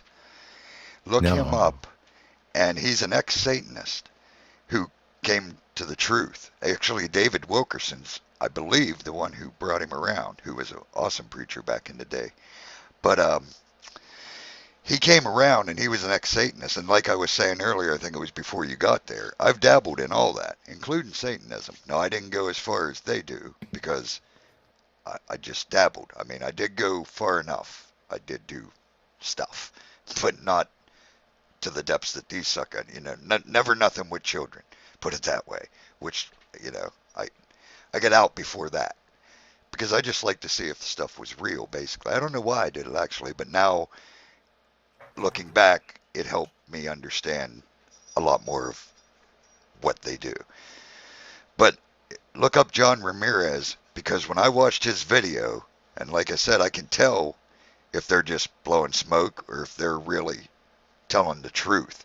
And I was shocked at the truth they let him put out there. I can't believe that video ever got made because he's telling the truth about what Satanists do. And if you watch that video, it'll blow your mind, the devotion and the power that these people have and what they do. And like he said, they go all night. When he was raised, he became like the lead Satanist in New York. I mean, this dude was major. And watch his testimony. It'll blow your mind because I'll tell you, it's all absolutely true. When he talks about going and praying at churches and bringing them down and using this power, it's all true. It's exactly what they do. That's what shocked me about him letting it be out there because he blows the lid off of true Satanism. He shows you exactly what they do and how they do it. And they go all night. 3 o'clock's just a high point. It isn't, I see. they're already doing it before and they're already doing it way after. But 3 o'clock is like a culmination, like a zenith, you know So what I think mean? about it like A this. pinnacle. So think about this like this, man. So if God's calling his people to stay up at night, okay, to stay up at night, Hmm. in a sense, we're sort of battling the evil that's out there at night. Exactly. That's Yeah. that's what I was leading up to. I feel like Yeah. I'm meant to be awake at that time because then I counter, our biggest weapon, as I said earlier, I'm not sure if he's here, is prayer, and it works. Just like I know the Satanist stuff work, I also know our stuff works. I'll guarantee you. So I'm up praying for the children. When I ask for prayers for the children, I'm glad when people do it, but I'm doing it. I do it all the time. Every time I pray, I also ask for the children. But at 3 o'clock, at those times of the night, that's when I'm really concentrating on shining the light in the darkness through prayer. That's when I'm really putting it out there to counteract what they're doing. The problem is, if enough of us Christians, and again, I don't call myself a Christian, but for lack of a better term, if enough of us believers did what we were called to do and counteracted these people, the world wouldn't be as bad. We wonder why the world is so. First of all, we know the world's in Satan's control, so it's going to be bad. But we don't realize how dedicated his followers are. If if if one if these believers had 1/10 of the dedication of these Satanists, we might have a hope of seeing a little light in this world. I mean, even doing what we're doing ragtag on our own, unorganized, we're cracking the darkness with our dedication. But if we were as organized and as dedicated as these Satanists, I'm telling you, Right. you want to see a religious group that is truly dedicated, if you want to call them a religious group, but that's what they are. Just because it's a bad religion don't make it less of a religion. If you want to see a real dedicated religious group, go watch that John Ramirez testimony about Satanism and realize that it's 100% true. And then you understand the depths of the evil And we're that's up the thing against. too, right? And they're not even, and there's so many people that are practicing it and don't even realize it. That's the even scarier part. Yeah, yeah, They're you've not got the even, many that are just blindly going along, but yeah. then you've got the really dedicated ones, and I'm telling you, they are really, really dedicated. You know, they don't just pray I would for their imagine. stuff once in a Mm-hmm. while like we do. Mm-hmm. They pray for their stuff 24/7. It's like a never-ending shift. It's like Wow. you talk about prayer warriors, if you want to call them that, but for lack of a better way to make us understand it, you want to talk prayer warriors. Your Satanists are the prayer warriors. They are nonstop for their agenda. That's That's scary. another, and I know That's really messed up. it's real scary, but we have the weapon that they can't fight against if we just use it. We have an unstoppable weapon. We have unbeatable armor.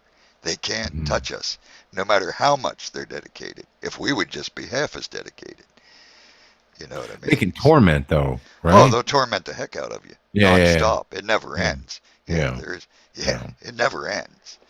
Hmm. But it again, I was talking earlier. It's all in your frame of mind. Mm-hmm. If you focus on the torment, then you're going to be tormented. That's If you that's focus on the right. victory, you're going to get it. I think that there's a lot of channels out there pushing.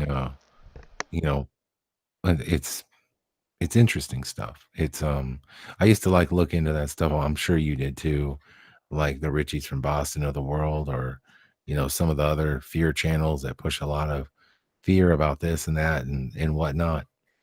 And it came to me about maybe just recently, like I would still play around with that sometime, but I realized I'm just watching and accepting into my heart this fear of things that may or may not even happen, of theories that are out there that once again that may not even be true. They might just be using it as a way, as a weapon, to push more anxiety and fear onto people, to make you feel helpless.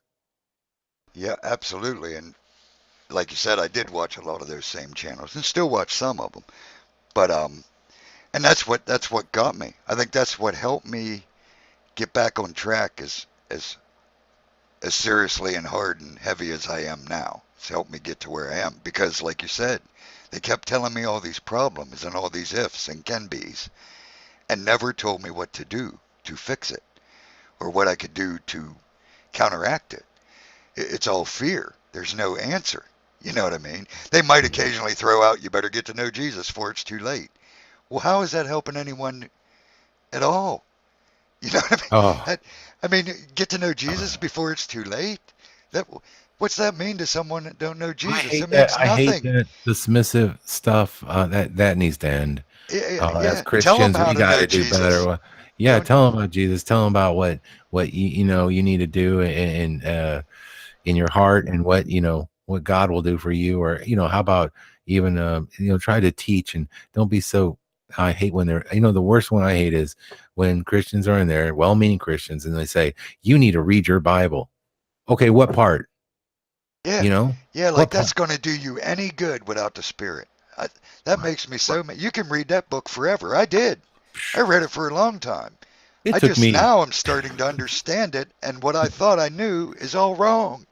You know, it took me like reading 5 that tries to get Bible, through Genesis, man. Are you yeah, kidding me? reading that without the Spirit will do you Oh, absolutely no good. And most Christians don't like it well, when you're I say right. that, but it's the truth. No, it's the You can truth. read that all. You can memorize that thing. You could quote me scripture. That's why when you hear me saying scripture, you'll seldom hear me saying it says in Jeremiah 2:12 because I don't know. You know, I'm not trying to pretend I know where it's at, but I do know what's in there. I quote scripture like Jesus quoted scripture to the devil. He said, turn this rock to bread. Jesus didn't say it's written in Isaiah 5:12, man does not live by bread alone. Jesus Right. said, man does not live by bread alone. It's written, period. Right. It don't matter where it's written in there, it's written. So throwing around scriptures don't impress me at all, because I Right. could I could do that and still know absolutely nothing about the Father, Son, and Spirit. I see it all the time. I can Yeah. tell by their fruit that they might be quoting scripture, but they don't have a clue what that means. You know what I mean? It's so yeah. Without the Spirit, telling someone to read the Bible or getting to know Jesus does no good. You better show them how to get the Spirit, because without it, it don't matter how much they read the Bible or how much they think they know about Jesus, because Right. they know nothing. The Spirit leads us into all truth. The Spirit reminds us of all things. The Spirit gives us the power to overcome. It's all the Spirit. Yet, how many Christians do you ever hear preaching about the Spirit? They're happy to talk about Jesus. They're happy to talk about the Father. But how many of them ever talk about the Spirit? It is the most important part of this Trinity as far as where we're at now. Jesus did his thing. The Father did his thing. He gave us the Spirit. It's all about the Spirit now. You need Right. that Spirit. Without the Spirit, we can't begin to even ourselves follow Jesus' footsteps, let alone tell someone else how to do it. Right. No, I agree. No, that's very true. I think that you're right. You have to have the spirit and of discernment and the spirit of God in your heart. Otherwise, you're not gonna like I said. I took me 5 attempts just reading Genesis to get through it. Like I would get to a certain part and go, what?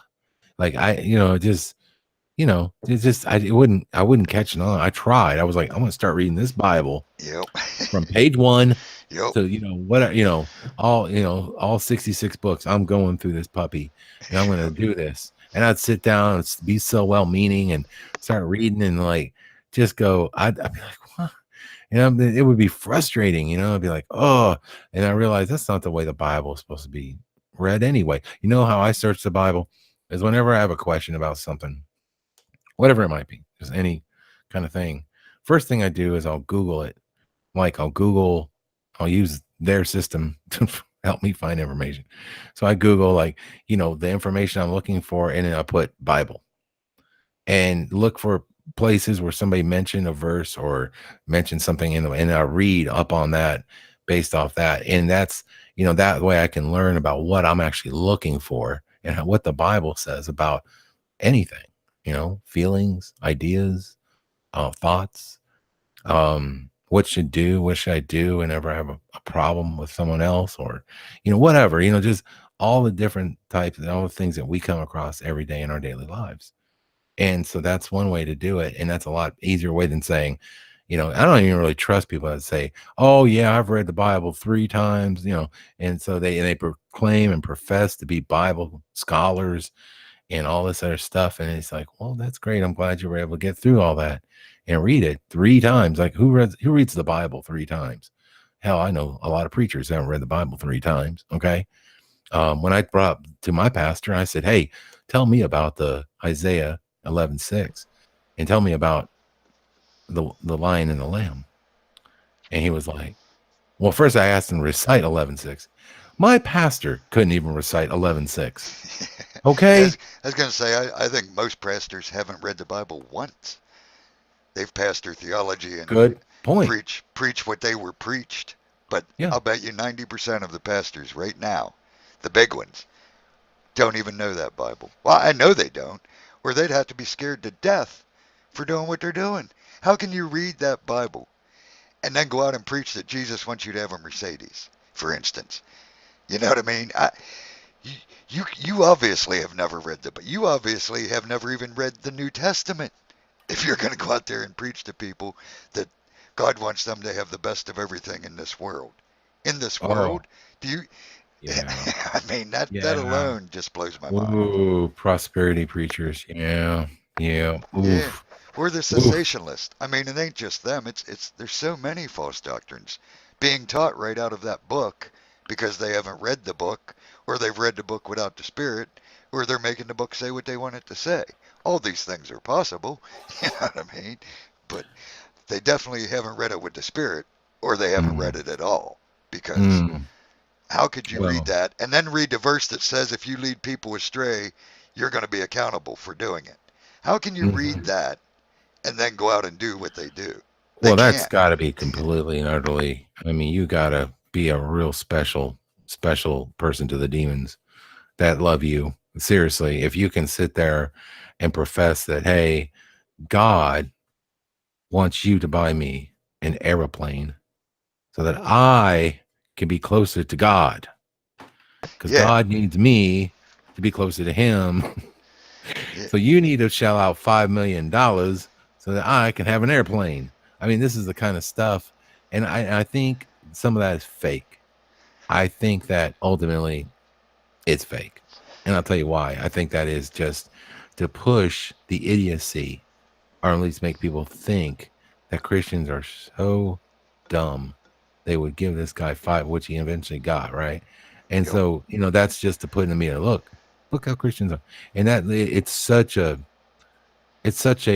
spectacle of greed and ego that it hurts God's message, and that's what they're doing with it. They're hurting God's message.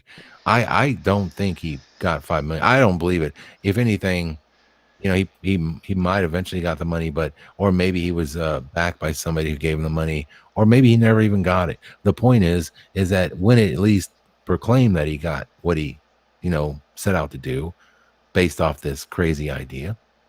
Um, how many Christians were looking at that going, forget the Christians? How many people that were on the fence were looking at that going, yeah, I think I'm done.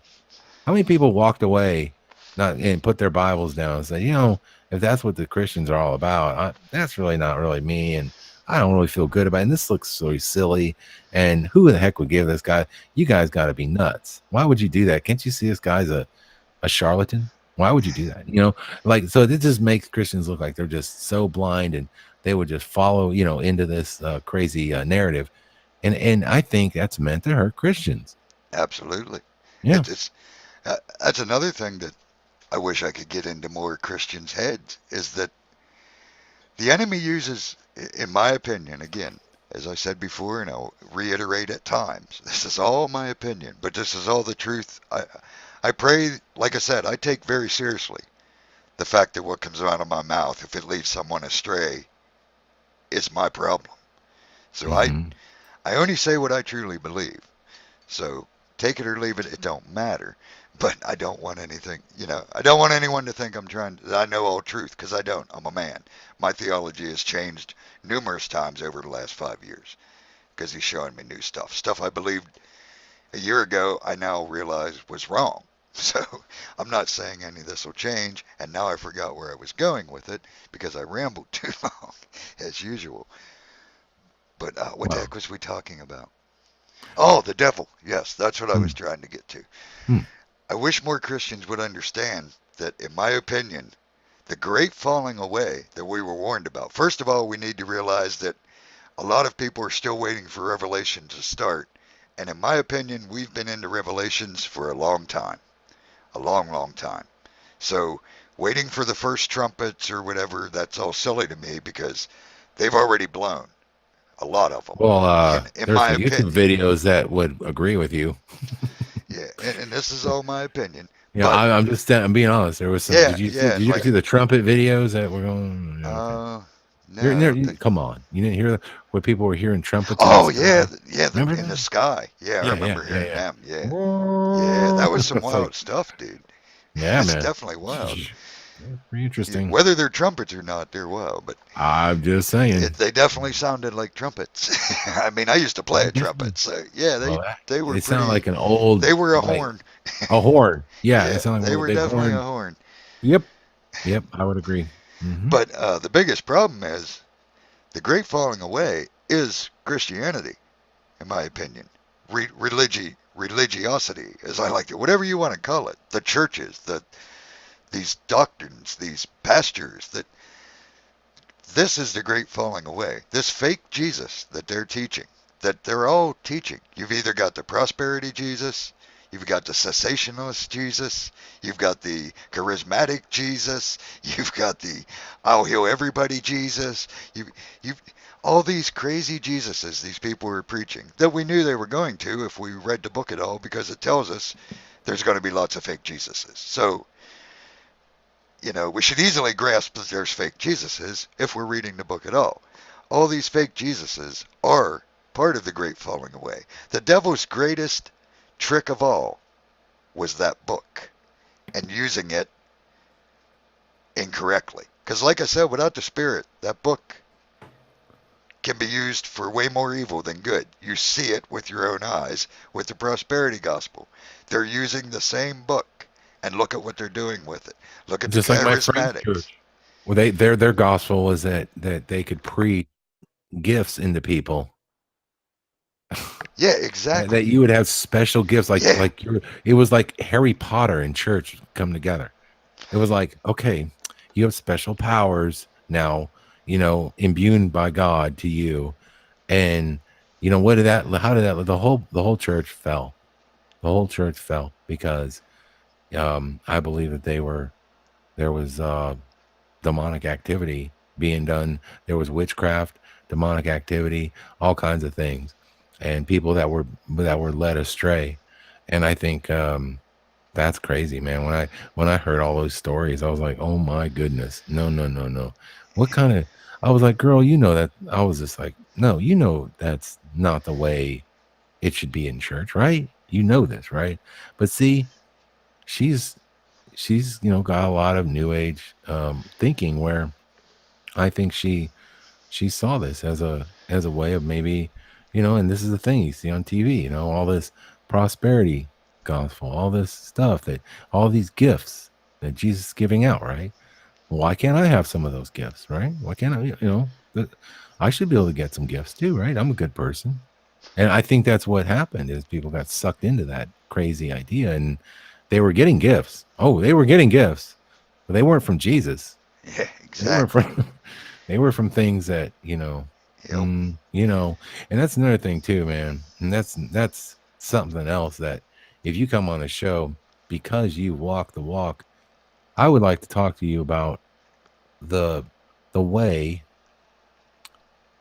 a person, and I believe this happens to all of us, and many can speak on this, is the demonic activity in the way that you can be how they in a sense, try to guide humanity or at least influence us. Nobody talks about that. Nobody talks about the demonic influence that's around all of us all the time. Um, and as long, if you're not if you don't have the blood of Christ on you to keep those things away from you, then you're going to, you are a target. And if you're not, strong and sound in your doctrine, that can really be a problem for a lot of people. I don't think people really realize what types of issues, how, it's not like they just come right out and they're like, you know, like, hey, why don't you do this? It's subtle. It's like it's things that get implanted in your mind that came out of left field. That you're like, wait a minute, why am I thinking like that? I would never think like that. Why am I? Why did that? Where'd that come from?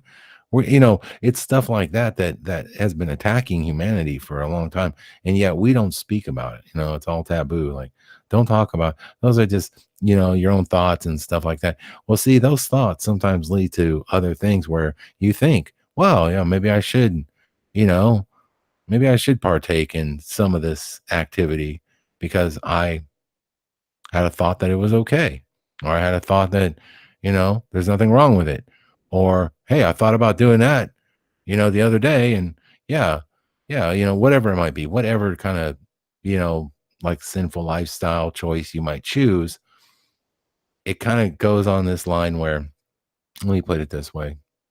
I had a friend who came to me and he said, he was a single guy and he was looking on the internet, and of course he's single, and he's wanting to go to a dating site or something like that.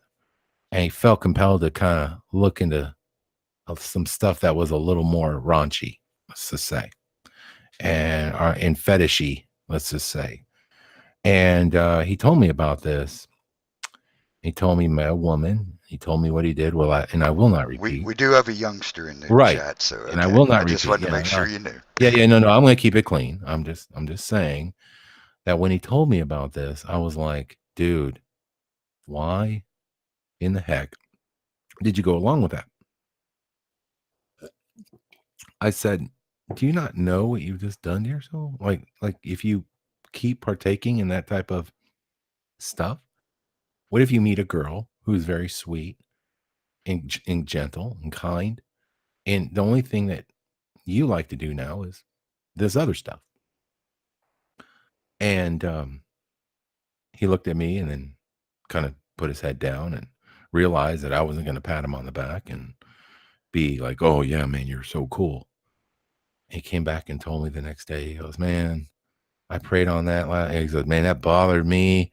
He goes, "Oh man, what you said to me." He goes, "That kept me up all night. I felt so bad, Dan." He goes, "You were the only friend that said to me, 'My God, what are you doing? What are you doing to yourself?'" And the rest of my friends were all like, "Yeah, that's cool. That's the way you should treat a girl. She deserved it." And that kind of stuff like that on that realm.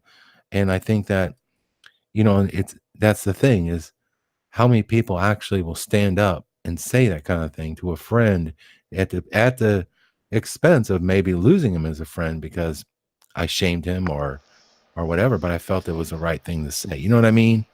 Yeah, Like, and yeah. yeah, and that's a good point. And Mhm. something I think we need to make sure we speak about is if we're telling people the truth, like I do and like you do, and like we try to, as at least as far as we know, if we're telling people what we think's the truth, the first thing we better expect is to not make them happy because the truth hurts. I mean, that's an old saying, but it's true. Especially if you're so indoctrinated with the lies. When you hear someone telling you something like that, like you said, you could have been worried about, well, I might lose him as a friend. That's true. That's our human side. But our Mhm. spiritual side should cry out, if I don't say something, I'm going to Yeah. lose him as a brother. So Right. I don't care if you like me when I'm done saying Mhm. what needs to be said. I, I really don't. All I can do is hope that that spirit lets you hear what I had to say, if it's the truth. Mhm.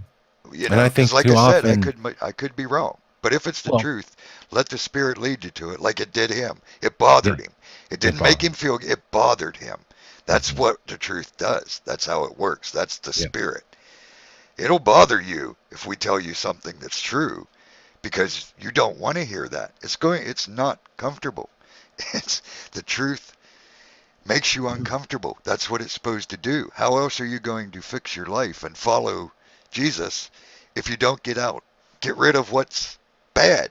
And what's bad is Yeah. not fun to get rid of sometimes. It's our life.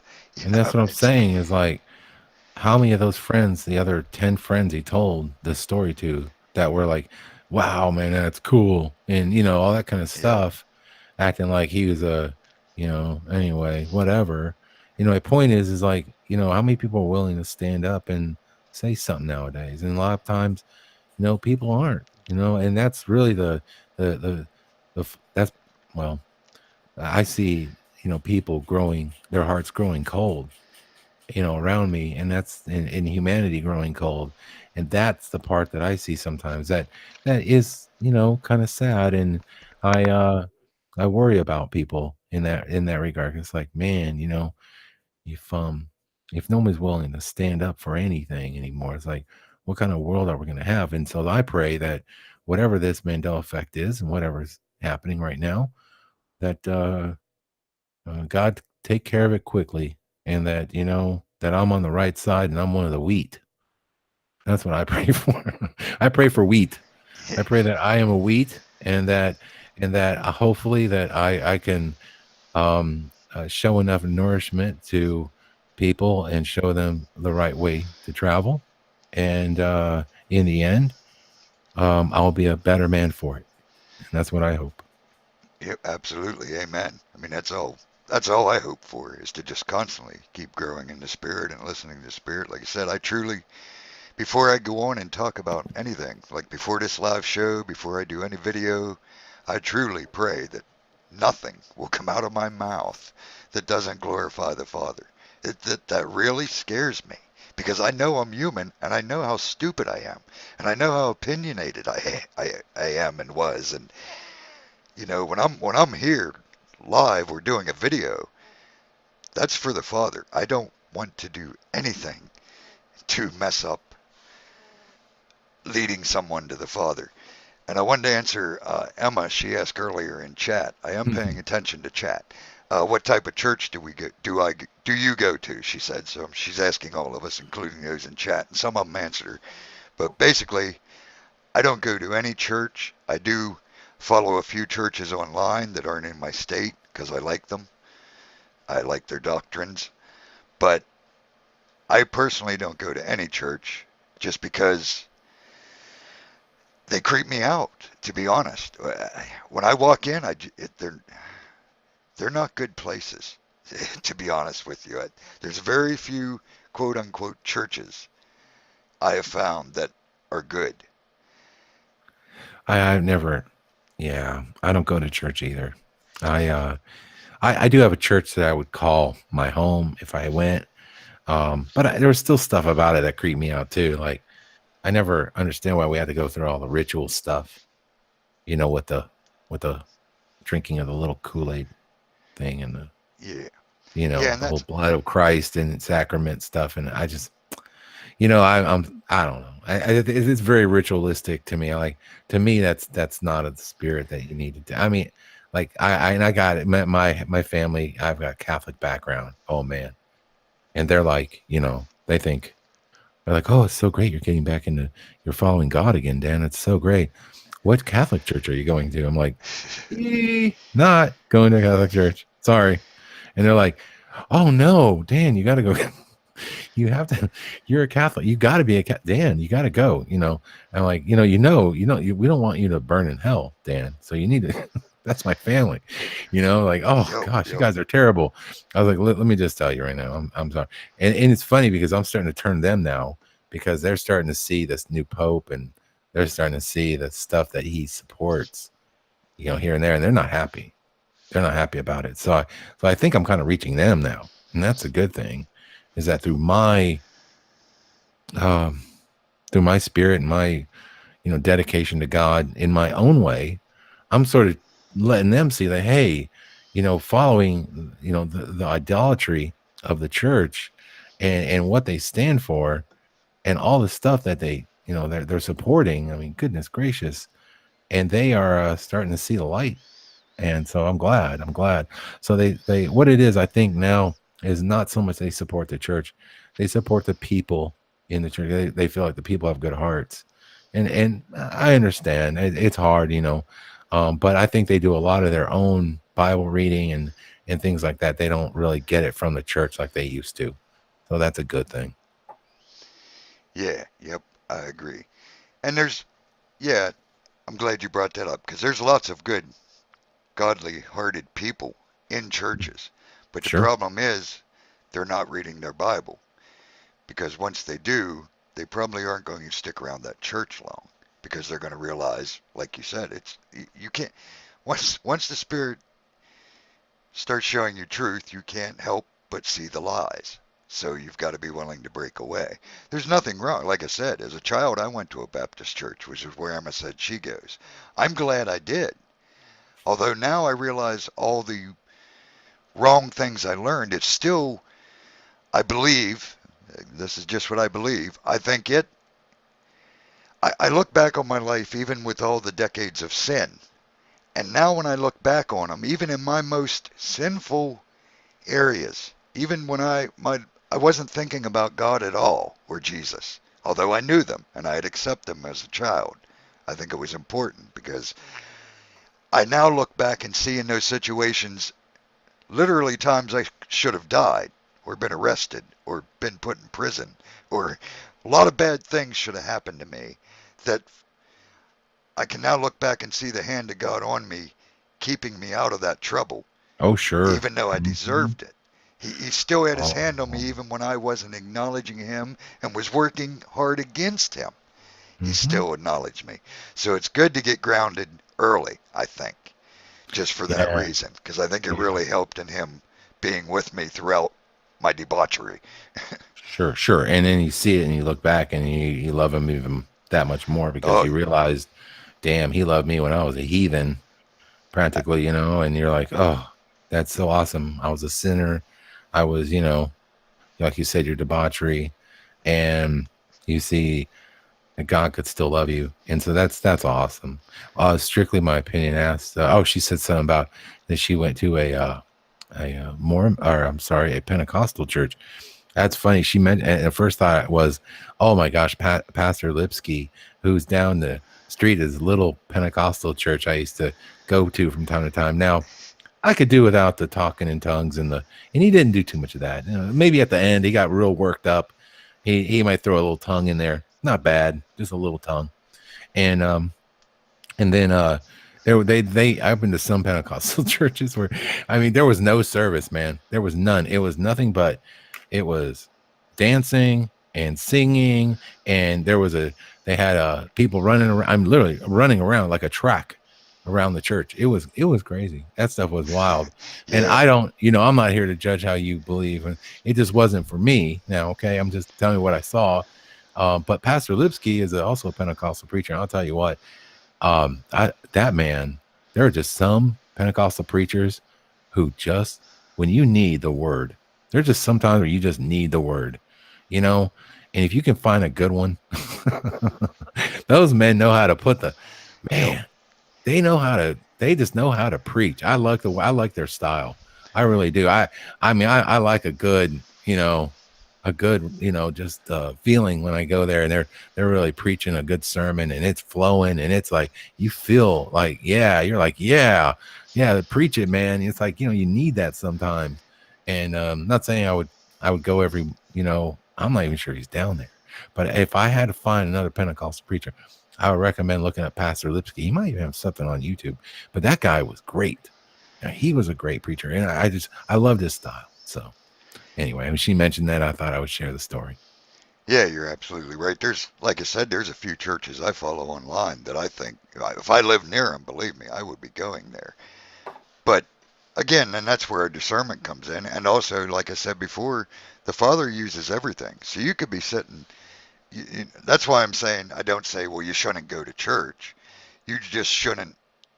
You just need to make sure you're using discernment and you're reading your Bible yourself and you're letting the Spirit talk to you because you can get a lot of good out of church, Sure. but you can also get a lot of bad. So you need discernment. So I'm not Yeah. saying don't ever go to a church because, like you said, we need a good message sometime.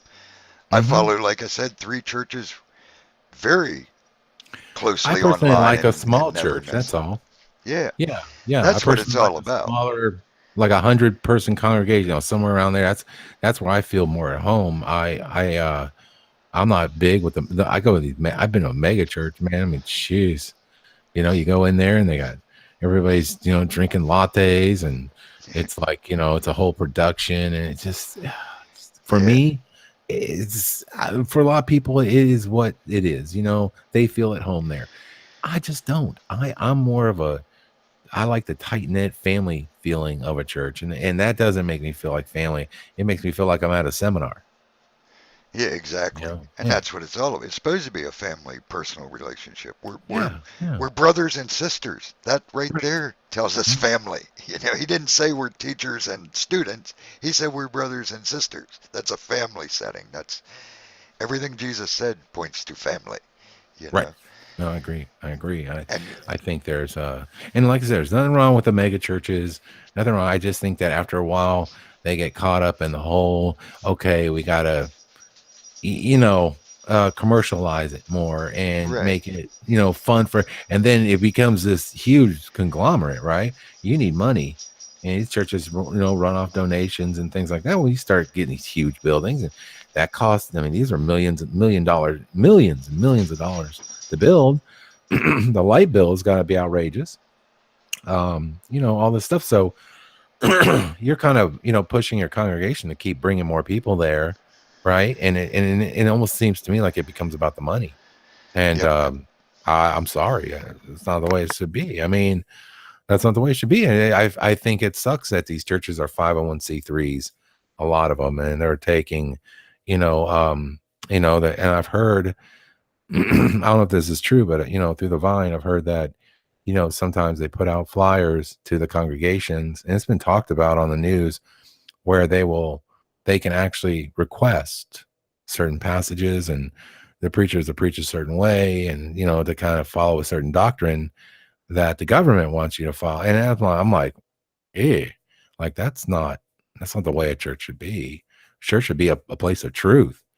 I mean, brutal truth. I mean, like honest truth. Like you should be able to say whatever you need to say, especially in church. So, I mean, I just feel like if they're following any kind of script or doctrine, that can't be that just can't be good. Yeah, absolutely. I mean, Because they're worried about you losing their funding. yep. And it's like I Oh, said before, you can't if you have the spirit, you know you can't script the spirit. I don't know what I'm going to say. We when I started this show right. today, it's like, we didn't come in with a plan, me and Flip. We had, you know, it's like I told her, I don't script anything. I know the spirit will give me what to say when it needs to be said. I mean, if you can't even have faith in that, how are you going to have faith in the big stuff? You know what I mean?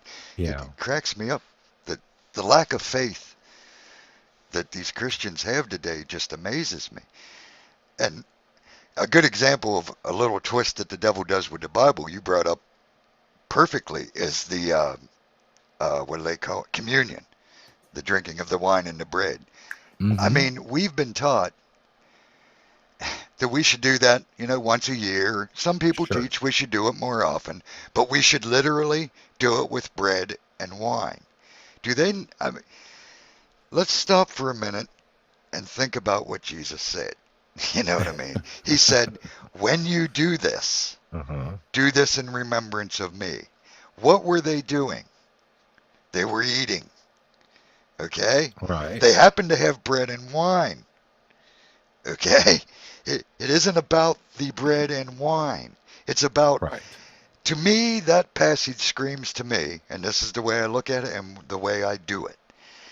Every time I sit down to eat, every time I partake of any type of liquid or food, Mm-hmm. in my mind, it reminds me of what Jesus did for me. I don't have to break my burger. And you see what I'm saying? Jesus meant in that passage, every time you eat, every time you put nourishment in your mouth, do it in remembrance of me.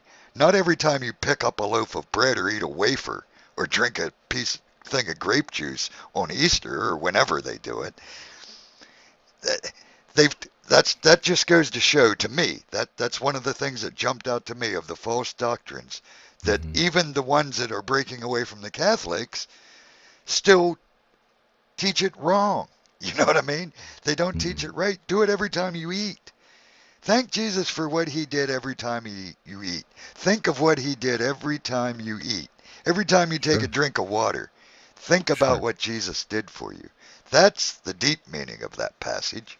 You know what I mean? Not a yearly Not a or monthly thing not that a you do. ritual. Not a Right, ritual. it isn't Yeah. a ritual, it's a lifestyle. It's Yeah. a frame of mind. It has Right. nothing to do with ritual. Yeah. Mm-hmm. And That's that's, what I I think mean, about that passage. no, that's like I said, it's just some of the silly stuff. It's like I don't need a certain key on the organ to play while we're all praying. That's another one that drives me nuts when you're in Yeah, church. yeah. They play the oh. I just laugh like, y'all really? I mean, seriously? Like it's nice that the music is going on because that's supposed to make me feel I'm in like when you hear that noise, I guess that's supposed to be prayer time. But it's just stuff like that. It's that whole like stuff they do, and it's silly to me. Like I'm just like, oh yeah, okay. And I wish they didn't do so much ceremonial stuff because, like you're right. I agree with you 100%. I think that's a great point you brought up. When you eat or you drink, or, especially you're sitting down for a meal, you should always remember what Jesus has done for you and what God, praise God. Absolutely. And I haven't done that enough. And I think about it now. Sometimes I get hung up. It's like, oh, this challenge is, and I forget to pray. And I'm like, oh man, Dan, you're terrible. But you know what? That's a good habit to get into. And I really think that's, yeah, well said, sir. And it isn't an easy habit. Like, I'm the same way. I try to do it every time, but I'll find myself, if I'm hungry, if I've been out splitting wood or something, I come in and supper's ready, I'll find myself halfway through the plate, and then I'll just stop and be like, I'm sorry, Father, I'm an idiot. Thank you, so, And it isn't an out loud, it isn't a, like you'll see people in restaurants getting mad because the people beside is praying. And then the people beside them is praying is getting mad because the people is getting mad at them for praying. Well, didn't Jesus tell us not to do this as a show? Didn't he tell us it's just private? You know what I mean? Right. You don't have to speak Right. out loud and say, thank you for this food, Father. You know, you don't Don't have make a to do that. spectacle of You're yourself, like he said. And yeah, he right. said, like the rabbis do. Don't do that stuff. Don't pray like that. I mean, he told you, do it in private. Yeah, exactly. So when I'm Right. saying I try to remember to give him thanks at every meal and every bite, it isn't an out loud. It isn't a bow my head. It isn't a close my eyes. It's just I'll stop taking a bite and say, oh, Father, I forgot. I'm so sorry. Thank you so much for this food, and thank you, Jesus, for what you did for me. I mean, it's just a frame of mind to get in. It's not a. It doesn't matter if you forgot. It does, you know what I mean? That's another thing. Everyone thinks the Father's so judgmental, and it. He doesn't care. He knows we mess up. That's the whole point of Jesus. He knows we mess up. It's where our heart is. You know what I mean? The minute you realize you messed up, do you correct it? That's the thing. Not whether you mess up, whether you correct it immediately, whether you're humble enough to say, oh, I'm stupid. I did it again. I forgot to thank you today. I forgot to thank you yesterday halfway through the plate. It's don't say it because you feel bad. Just I don't even know how to explain it. Just do it for real. Just the Father don't care if you mess up and forget. Just try to make it a habit. Try to remember to thank him all the time in everything. He deserves That's a it. good point. I mean, he Yeah, good deserves point. it. Now, Melissa says she does it out loud because of her children. And I guess she Oh wants her yeah, children to know she's praying. I'm But not that's saying funny. Oh, I'm not saying yeah, there's anything wrong with doing it out loud. I'm just no, saying don't, yeah, it's all your don't, heart. You're not doing yeah, it out loud to draw attention to yourself. right, right, You're right. doing it out loud for your children. There's a For your big children. difference there. Yeah, yeah. You know. Now her children probably think she's crazy. No, I'm just kidding. No, she's She no, is she has a big good on point. foot videos, so I don't know. I Yeah, you never know. I love Melissa. She knows that. It's, Yeah, well, I'm sure, that's good. I think kids need to hear prayer more from adults anyway. I mean, I don't think we hear it enough, right? They took it out of schools, they took it out of, football. I remember we used to sit and pray in football. I remember yeah, I in didn't even everything. believe in God, man, and I prayed at football because I wasn't just I don't know, man. There's something always about me. I walked a crazy life. I did some I did some crazy stuff, but you know what? I always respected God for some reason. Like it was always internal in me. Like I always knew Yeah, that yes, look, I may not understand your belief system here, but I believe there's a God. I believe that all of this stuff that I'm seeing right now couldn't have come. This isn't something that happened by osmosis. All of yeah, this stuff is here because, God allowed it to be. So, I would get down, pray, and bow my head, and it never bothered me. It didn't offend me. It didn't, I'm like, so what, dude? Yeah, I'm gonna pray for God to protect it. What if I need prayers? What if I'm out there playing football and it's a physical sport? What if I get hurt? I want God to be looking out. Wouldn't you? I mean, it's really silly. And they taking that out like you can't pray anymore. I mean, like, you know what? That's just it just drives me crazy, all that stuff. And then but I guess I can't worry about that. But my goodness, I wish, that's what they want you to do. They want you to fight over all that silly stuff. But I guess there's no way of stopping me personally from saying a prayer right before I go out on that field. And I hope that a lot of parents are teaching their kids to do that, that are Christians, or at least believe in God, and I think probably a lot of them do. So, I think it's just sad though that you just can't worship the way you used to. And I do a lot of research, and I'll tell you what, man, it's amazing when you go back and look at papers, and I'm looking for stuff, and I just happen to just go through articles in the papers. Like I have a subscription to newspapers.com. This shout out goes out to Party Puppy. Thank you, Party Puppy, for that. Party Puppy, you probably know him. I love Party Puppy. Yeah, Party I Puppy. love Party. Yeah, So yeah. did One Cedar day, too, man. You got some good people over there, brother. oh man, I've been You got blessed, some and really good I've been people. blessed. I mean, I've been I blessed with know. so many wonderful people. And Party, one day he just emails me. He's like, "Hey man, I got your subscription. I paid for it for newspapers.com." And I'm like, "Oh my gosh, man, you are so cool. Thank you." And that helped me with my research and everything on the Mandela effect. But looking back at papers from the 50s and 60s, it's just there's so much different than what we see today. So many people talking about this church event and that church event. And in the ads, like all these people talking about their services, come to church over here, come to church over here. It was like, I mean, it was like so many people were going to church back in those days, and so many people were, following the word, and right in the paper. None of this, you can't find anything about God in the paper. Maybe there's a section, right? One section of the paper. But I mean, all through the paper, just different stuff about people quoting scripture and this and that. I mean, not all the time, but enough times that I saw it where I was like, wow, we really have changed. We really have turned Yeah, away from God in our country. absolutely. I mean, like I said, I'm old. I don't know if any of you remember, but there used to be a paper called The Grit. It was like a national type paper. It wasn't just like a local paper. I used to deliver it as a child, and it was sort of like a farming type paper, I guess. It was more like a country type paper. But yeah, it covered, and even the local papers, like you said, it was just full of Christian stuff. You know what I mean? You couldn't Sure. help but hear or see about God or Jesus back when I was younger because it was everywhere.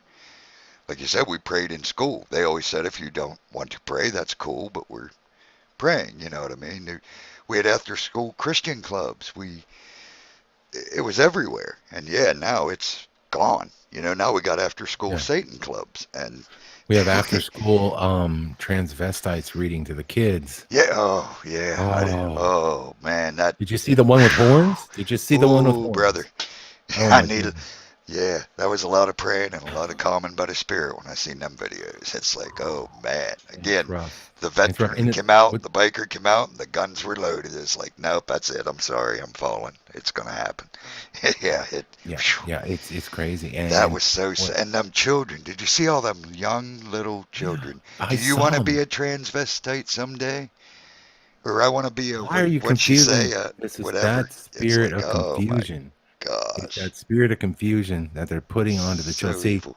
it's not so much that it's the transvestite, it's the confusion of seeing this thing dressed. And I say thing because you can't distinguish what it is. It's where it's got horns on its head, It's neither and male or female. it doesn't look It's a male. You demon. can't tell. It's No, not no, what human. it Yes. doesn't look human. I'm sorry, I don't mean to be mean, but dude, whatever it is isn't attractive. It isn't beautiful. It's not.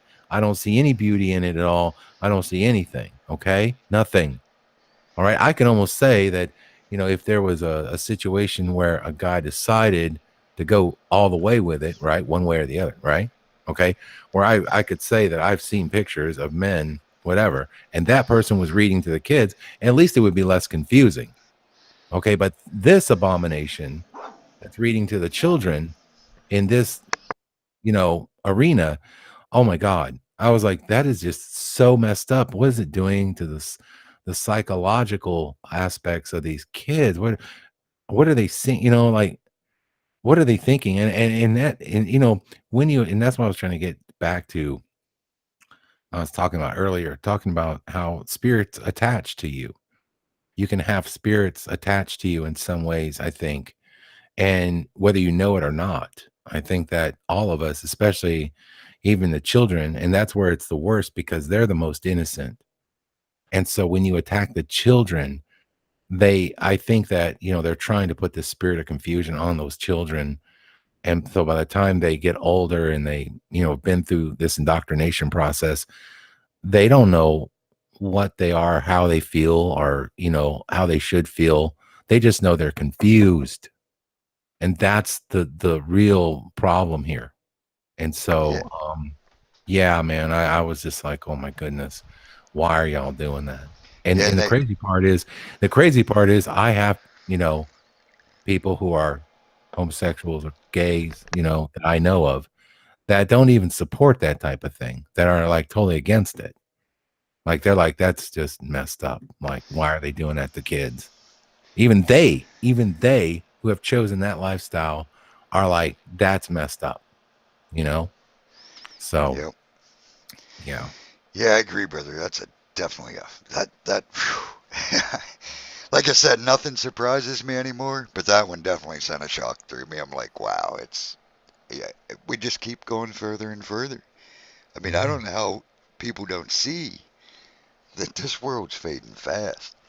I did want to address Emma's question there. I see that a Sure. couple did answer, but she I'm said, gonna you address that, brother, real quick. I'm sorry, I'm gonna let my dog out. He's dying here. I all gotta right, let cool, him. Okay. cool, brother. She said about, do you think once you're saved, you're always saved? That is a very, very dangerous doctrine, Emma, and it's preached a lot. Um, how should I answer that? If you're truly saved, if you truly know Jesus and have repented and ask for the Spirit, then I would say you're going to always be saved, because if you're following the Spirit, it's not going to let you stray. So in one aspect, yes.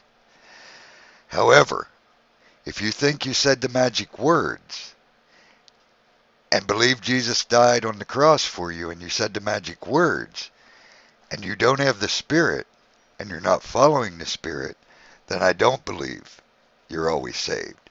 I think you can. Salvation is a gift. You can accept it, but just like a gift we get in the world, I can accept it and then a year later maybe throw that gift away or give that gift to someone else. That's sort of how I look at salvation. Salvation, matter of fact, I did a prayer, I prayed on that, and let me just get out some notes that I wrote down when I was praying on salvation and what I got showed. Let me find them. Salvation. I know I got something right here somewhere. Here we go. This is how I think of salvation, and I think it's the way you should think of it. This is all from Romans, like 8:38 to 39, some Ephesians 2:8 to 9. Uh, but basically, salvation is a three phase, I guess, for lack of a better word, thing. The first phase of salvation, when you first come to Jesus and ask Him to cleanse you of your sins and believe in Him and repent and do the first steps, that's justification. And that's the gift that the Father of everlasting life received by grace through faith in the Son.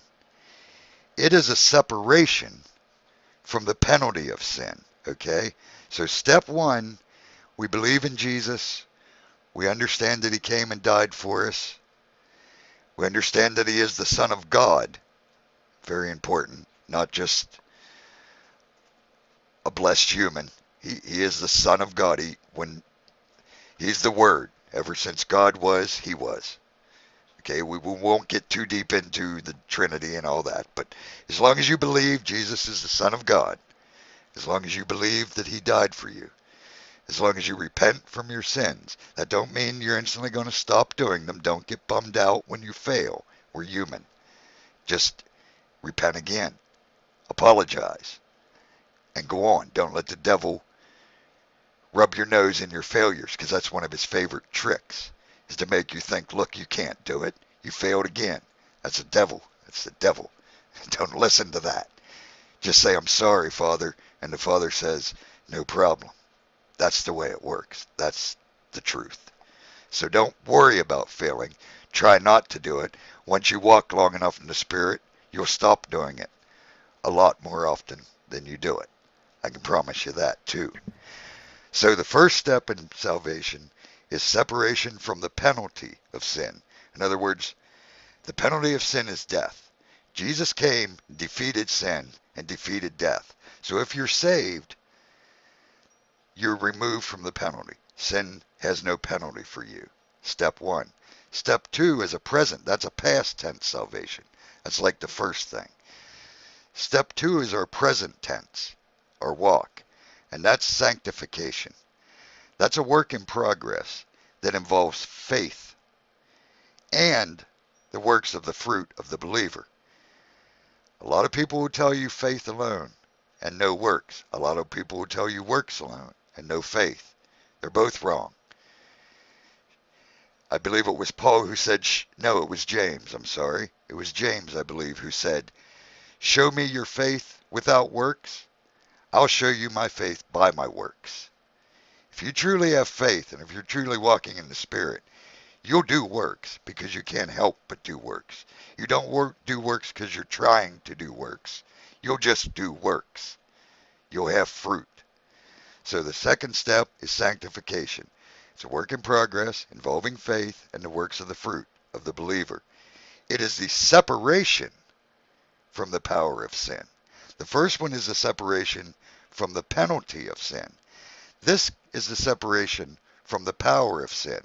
Jesus says he defeated sin. Sin has no more power in our lives.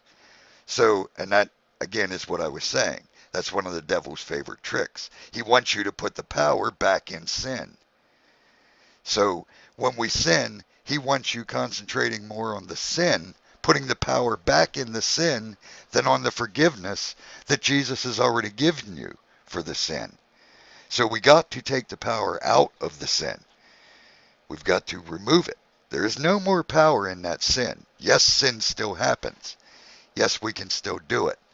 But it has no power over us unless we give it power back over us. And it's all in our mind. It's all in our mindset. Either you believe you're forgiven or you wallow over the fact that you sinned. Forget about the fact that you sinned. It happened. You are already forgiven. Dwell on that fact. Remove the power from the sin. And then the future tense, what we hope to achieve, what I hope to achieve, what salvation will be in the end, is glorification. It's the end result. And it is the total separation from the presence of sin. So step one, separation from the penalty of sin. Step two, separation from the power of sin. And step three, when we make it to the end, when we get to the glorified land, when we're with our Father and our brother and our Spirit, we are totally separated from the presence of sin. It no longer exists. It is no longer not only not having power, because it still exists, but we have to take the power out. In the end, it isn't going to exist at all. There's going to be no more battle against the sin, because sin will be no more. That's what salvation is to me. It's justification, it's sanctification, and then it's glorification. So that, if that's your salvation, then yes, once you're saved, you're always saved. If that's salvation, then you're always saved. If you're not doing one of those three steps, especially the second one, which is where everyone falters, they're all fine with getting forgiven of their sins. They seem to have a trouble separating from the power of the sin. So as long as that's salvation, then yes, once you're saved, you're always saved. If it errs from that in any way, then no, to me, once you're saved, you're not always saved, because you're not still saved. It's a process. You can't be saved once, and now you're saved. That makes no sense to me. It's a lifelong growing process.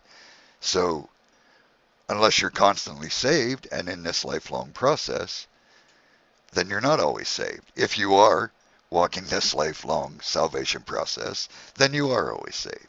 Sort of got a little rambly there, but I hope that answers your question. Well said, man. Well said.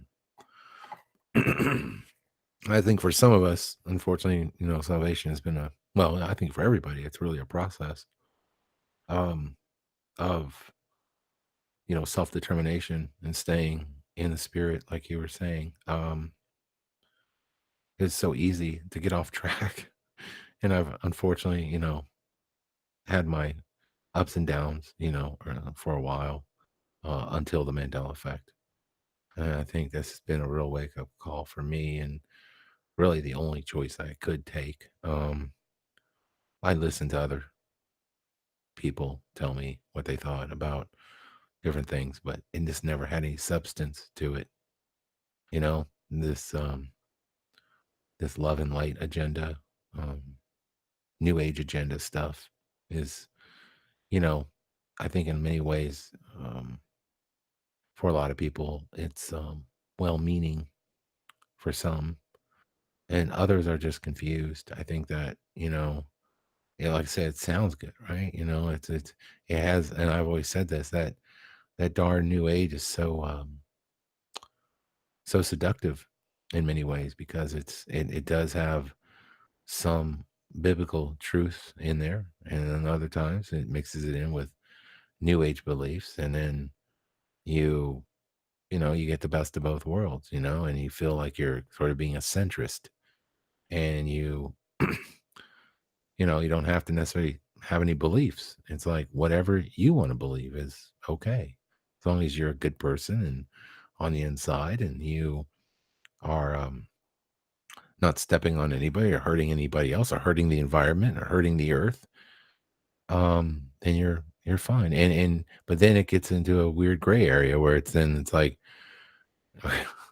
you start to see what some of these, I joke, about the one woman who wanted to marry a tree. I mean, it gets to the point where it gets a little ridiculous, where you start to see some of this stuff, like, the girl that, was like, yeah, I love this tree and this tree loves me and I want to marry it. Well, marrying trees, man. I mean, Yeah, if that doesn't tell you where at what times we're in, I mean, that should tell you. yeah, I remember that one too. That was a year or two ago. That was a Remember little that? while ago. Oh Yeah. yeah, that was. Yeah, yeah, It's yeah. like Wasn't that we must have crazy? been in the same circles, brother. It's wild, but yeah, Yeah.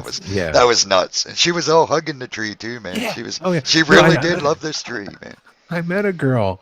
I actually thought, well, from my reality, a tree hugger was just a more of a Yeah, derogatory yeah, term for yeah. people who Back in were my like, day, that was us hippies, yeah, that was basically. hippie. Yeah, And you just call them tree huggers. I didn't realize until just like literally, I'm not kidding you, man. I did not know until about 2 months ago, maybe a month ago, that tree hugging was a thing. I'm like, what? yeah. And I thought, no, there was this one girl, I was talking to her, not gonna name names, but she was, she's a sweetheart, but she golly, she told me about the time she's like, yeah, and then sometimes I'm in the forest and walking through the da da da, and I look over at a tree and then slowly walk up to it and hug it. I'm like, wait, whoa. What do you mean you hug it? She's like, yeah, I hug a tree. I'm like, you don't really hug it, do you? Come on. She goes, oh yeah, you can feel the energy from the trees. It's amazing. You got to try it, Dan. It's so great. I'm like, no, I'm good. I appreciate it though. I'm willing to, heck, who knows? I might hug a tree. You know what? Just for the heck of it. I'm not saying I'm worshiping the thing, but you know what? I might just hug it just for the heck of it because I'm willing to try anything once. You're a trip, brother. I love Hey it. man. Hey. I mean, it never said anything about hugging trees or anything like that in the Yeah. Bible. So I think that's not a Yeah, I mean, sin. and I don't see You know. anything that says you ain't allowed to hug a tree. It's Yeah, just, I yeah, mean, you you don't hug a want to start tree, man. worshiping. Yeah, I hug it's, a, I hug my lizard. Is yeah, that? I mean, that's like a lizard. That's right there next to a serpent. That can. I mean, how bad could that be, right? So if I hug a yeah, lizard, I can hug a tree. yeah, exactly. You know, what Yeah, amazes me is how a lot of those, especially those ones that are I guess the term is tree hugger now, but yeah. those ones that are really, don't they even realize that they're basically druids? I mean, have these people studied nothing? Do you know what I mean? That they're falling back on druidic principles. And Well, again, I guess it's because I was lucky enough to have looked into all this. You know what and I mean? that's But it's like I immediately I'm like, well, you're a druid. Why don't you just say you're a druid? A That's, druid. you know. Yeah, I've heard that term used a lot in the last say 10 years. I actually knew a girl whose last boyfriend, our last husband, claimed to be a druid. Like he was a druid. I'm like, a druid, really? Okay, all right, well, whatever. It's like one of those, that whole, what did you used to be in a past life kind of concept stuff. And his claim to fame was the fact that he was a druid from Druidia, I guess. But the thing is funny about that is the druids are the ones that are at least in all the books, they're the ones that were said to build Stonehenge, right? The druids. And that's funny. Now I actually sent her a lot of stuff. I had it, this my tree hugger friend, and I was like, look, you realize that Stonehenge is completely BS now, right? Like it was Yeah, built, yeah, yeah. built, I was all wondering if right. you've seen that. It's like, yeah, you know, Yeah, Stonehenge was built like in the six or what, yeah, it's like 30s, 50s, 30s or 60s. and I I forget. love it, man, because it's like I remember. I don't know if those films or those shows are still out there, but I remember how did they do it? Yeah, How yeah, did the man. druids lift these stones, these people of, that were basically cave Did people, Did you you ever know? see the dude that redid it? Showed how you could redo it. Like one dude built like one of the pillars of Stonehenge. Sure, sure, Scientifically sure. showed how to do it. Did you see How you that roll dude? it. That was Yeah. wild. You use weight and you just counterweight it Hmm. and roll it and stuff. Yeah. Yeah. Yeah. That is like, it's well, but we got the pictures of, Yeah. and I'm We know they showing her. use cranes, but it's like, Yeah, she's over there like, oh, Dan, I had people go there and they felt the energy and I blah bet blah they blah. I'm did. like, oh, really? I'm like, well, you know what? I can tell you what they could do and they save a lot of money. If they're feeling energy out of rocks, then what you should do, go to your backyard and see if you can find some old bricks and stack them on each other and build you a little Stonehenge thing. And there you go. Yeah. I mean, my point is, if you're getting energy off rocks and bricks will work just as good. I mean, why not? And it'll save you airfare, board, room and board, Yep. food. I mean, you can save I can save you thousands. In fact, I'm even willing to go to your house and build your own personal Stonehenge, so that you don't have to go to the one in England. Yeah. And Yeah, like I said, if they would just break down and study the Druidic religion that they're obviously following, that they know nothing about, they'd realize they can build their own little Stonehenge. That's Druidism. You don't have to go to us. There is more powerful places you go to, like a pilgrimage, but you well, Druids, they're all about their little rock things. I was down at Georgia Guidestones uh, 2 years ago. I think it uh, was. I was out in Texas a while. Wish I knew you then. I'd have stopped in, but swung back because I wanted to see the Guidestones while we was journeying. I was like, well, we got to go see the Guidestones while we're here. So went and checked them out, and it was wild because when I went there, there obviously had been a ritual like recently because there was a pentagram there, and then they had the one door open. And again, a lot of you might not be familiar with what how it works, but they had their pentagram, and when you're done with your spells or your what's the word I'm looking your ritual, you open one end of the pentagram, you let the spirit back out. It's how it works. So I could see that they had opened their pentagram and were done with their ritual. And I got pictures of it, of course, was there. And right beside the pentagram was the little druid thing. They had their little stone. I knew it was druid, because I know these. I'm like, I told my wife, I said, look, hon, the witches were here, Satanist. I said, and the druids must have been here and did one too, because here's the little druid thing. And then I was like, oops. And I kicked the pentagram and just destroyed it. I said, oh my, I accidentally tripped over the pentagram thing. You know what I mean?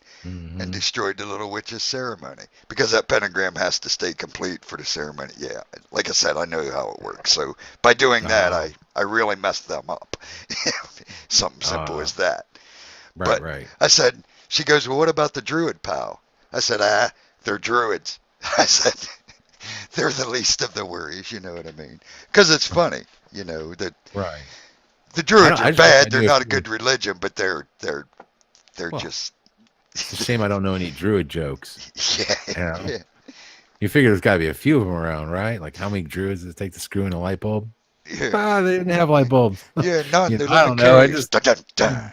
um, yeah, just I'm winging these people. Sorry, okay, but no, I just yeah, that was funny, and she was so offended by that revelation of Stonehenge, and then she came back with the well, you know, the stones are already there. They just you know put them back up. See, that's what they did. Yeah, I'm yeah, like, they so fixed. let me get this straight. You're telling me they destroyed and like a archaeological site. They just destroyed it by doing that. You realize that, right? And so, but here's a problem. You know, I don't really care one way or the other. I just think it's funny that you're going to believe this, and then you're going to buy into the horse crap that you don't know. All these scientists, right? Like they had to know. You had to go there, right, and see it. So, how many books on Stonehenge have been put out over the years? Talking about we have no idea how they Yeah, did it. yep, Like what a blatant lie. yep, Like what to push this idea of mankind's progression. And so they're always pushing ultimately they're pushing you know gosh help me out here. Let's see. Evolution. They're pushing oh yeah, evolution. yeah, big The time. evolutionary theory of how I believe, and this is my belief, and I don't know just from I don't know. I'm throwing this out there. It seems logical to me, but when I see like the pyramids of Egypt and the pyramids in Mexico and the pyramids in China and the pyramids all over the place, that these things are all pre-flood stuff. In fact, when the pyramids are sitting there in the middle of the pyramids, I remember they're not the same pyramids, but the pyramids I remember from my old reality used to have one center pyramid in the middle, Yep. and then you had the two on the outside. And it was, by the way, in the middle of a desert. Totally not. Now, for some odd reason, Cairo is right next to the pyramids now, which wasn't there before. That's a change.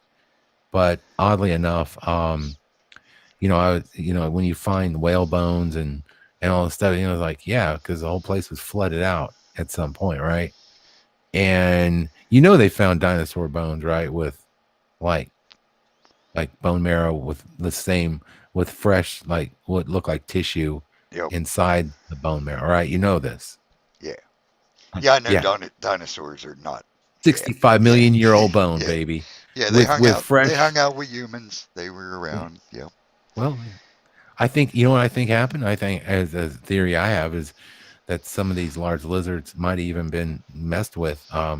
Is it possible that we had wow, well let's see. Let's see. So as in the days of Noah, so shall it be in the days of man. Hmm. Hmm. I know where you're Interesting. going, and I agree 100%. Well, gee, what can we do right now? We got this thing called CRISPR, Hmm. and CRISPR can sit there and it can program the human genome. Yep. It Just can like they actually. did back in the days of Noah. Only we Boy, ain't and supposed to I know that wonder. that technology Yeah. didn't exist back then. We're Oh crazy. no, of course not. No, Of that's course not, impossible. because we would find it right. Oh, what? But we Yeah, have, we'd but we find it. have, but Oh, yeah. but Well, then we they're hide it. fake. That's fake. Yeah. Yeah, Oh, yeah, that's yeah. not I real. think they tried to tell that Yeah. story in Raiders of the Lost Ark. Remember that? They found this stuff. They found all these artifacts, but they showed the big warehouse at the end that gets Yeah. socked away. Yeah. I think they're showing us something there. Yeah. Yeah, Yeah. I There's way think. more truth in movies and stuff than there is in news or newspapers. That's for sure. Well, And did I, you ever and see? Did you ever see or ever hear about what they did in Iraq? I had a soldier tell me what they did. oh, You want you to mean hear? about going in to get the Yeah. artifacts? Yep. Oh He yeah, was one. absolutely. Yep. That's what that was all about. Hmm. Absolutely. It's what I'd it's like to know still what. all I'd about. love to know what they found. Ooh, I'd love to know. Yeah. I'd Well. love to know, boy. I bet you it was something to do with something biblical, Mm, some type of biblical device absolutely. used That's by what. the fallen. Yep. It probably was. And then remember those large axes they had? Oh, I Hmm. love the Giants, man. I'm a huge fan of the Giants. I think that was so true. I think, yeah, that story of Enoch and Giants and the whole, Oh, I love in Enoch. I love the Book of uh, Enoch, man. and The isn't it first Book great? of Enoch. You got to be careful because there's bad Oh, Enoch and good Enoch. A lot of people don't know oh, that. So good point. yeah, Good point. Yeah, make good sure point. it's the first Where, Book of where Enoch. can you get that book through the Apocrypha, the first book? I think you can. Actually, yeah, I got mine. the hard copy I got a book of Enoch, Jubilees, and Jasher all together, Jubilees which and is Jasher. and Enoch Wow. all together. Look at So you. Where did you get that? online, it's I just once I started getting into Enoch, Hmm. I was like, well, I need to get a copy. And I looked Oh, online, you and it got to get said, the Enoch just fills it all in. oh, Yeah, Enoch Enoch, is if you it lose opened Enoch, my eyes so much. oh, if you lose Enoch, you lose the Filled so story. You, many gaps. I could see why they took it out. I mean, yeah, it yeah, blows the enemy wide open. I can see. totally. I'll tell you a few books. Now I have seen some of the books of the Apocrypha I don't really jive with. Okay, but a few books. Another book that I think Jasher's another one. I mean, when you read Jasher, I know why they Oh took yeah, it out because it shows the enemy's tricks and it also shows our power. It really. shows what we can do to Jasher's amazing. It fills in Hmm. the gaps of Abraham's story. It fills in a big gap of Joseph's story in Egypt. Man, what a Oh, different oh, rendition. oh, I Still, bet that's excellent. oh, it's I love Jasher. But another book that I just read, and I just read this one like a few weeks ago, is the Book of Adam and Eve. And Now I'll that tell is a you book, a what. new book. I did not know. Let me tell you something about that book. Is in the Apocrypha. Mm-hmm. I had no idea for all these years until just this year alone that there was a book of Adam and Eve, Yep. a book of Genesis that's more detailed. And I'll tell you No what, idea. it is incredible. Is it? Again, I can see why they removed it. Now, like I said, I'm not recommend. You definitely need the spirit. Again, I Uh-huh. cannot iterate enough that you do not want to dive into any of this stuff without the spirit because I could see how these books could be twisted. I mean, another book that I really like is the Book of Truth and the Book of Thomas. But I also see how they use the Book of Thomas The Book has of to be Thomas is interesting, isn't it? it Doubting has to be Thomas. where they spun the New Age from though. Because I could Hmm. see how they could twist that to New Age. In fact, almost everyone says the Book of Thomas is New Age, and it can be. But when you have the Spirit and look at that book, Mhm. man. But back to Adam and Eve, that book shows beyond the shadow of a doubt exactly what's happening in the world today as far as the way the enemy is working.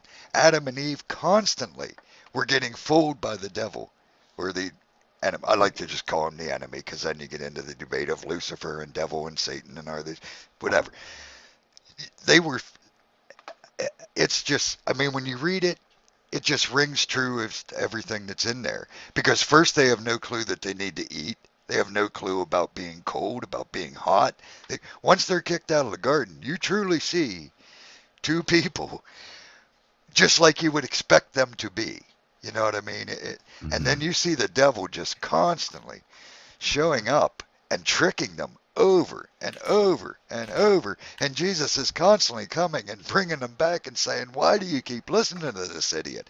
It shows us perfectly how even people who were as close to the Father as we could ever hope to be until the end were tricked by the devil into making them Yeah, believe he was the same Father. That's the thing. They, I joke. Yeah, and it's funny, right? Because that's like the same story of the apostles. Because like, how many times did Jesus? How many miracles does a guy have to do? I mean, he's healing people. He's walking on water. It was like he was like I don't know 6 or 7 solid miracles in before they were finally like, okay, maybe this is the Son of Man. They didn't quite just take it. Not all of them took it at face value, right? Like some of them had to be shown over and over Jesus's power and who he was. Did you ever look at the what was that? The book of Judas. Did you ever read the book of Judas? I I thought that haven't was read, kind of I haven't read that one yet. It's on my list. I've got them that's all, but I interesting. haven't It's an read that one interesting yet. concept, Judas. Judas was actually supposedly in the book, Judas was one of Jesus' favorite disciples. Hmm. And he tasked Judas with turning him in. The story goes, the other story of that is not bad or new agey. It's just that Judas has got a bad rap all these years because, well, he solely sold out Jesus, but Jesus supposedly told Judas, to do it, that he had a mission for him to do it, and he needed to do it, Ah, and he was yes. willing. He was willing to do it I because he do loved remember Jesus. reading that now. He took him aside. It was a Yep. Yep. Okay, Yep. I do remember Yep. reading that. I've read that Hmm. one a while ago, but yep, now that you're saying it, I remember that.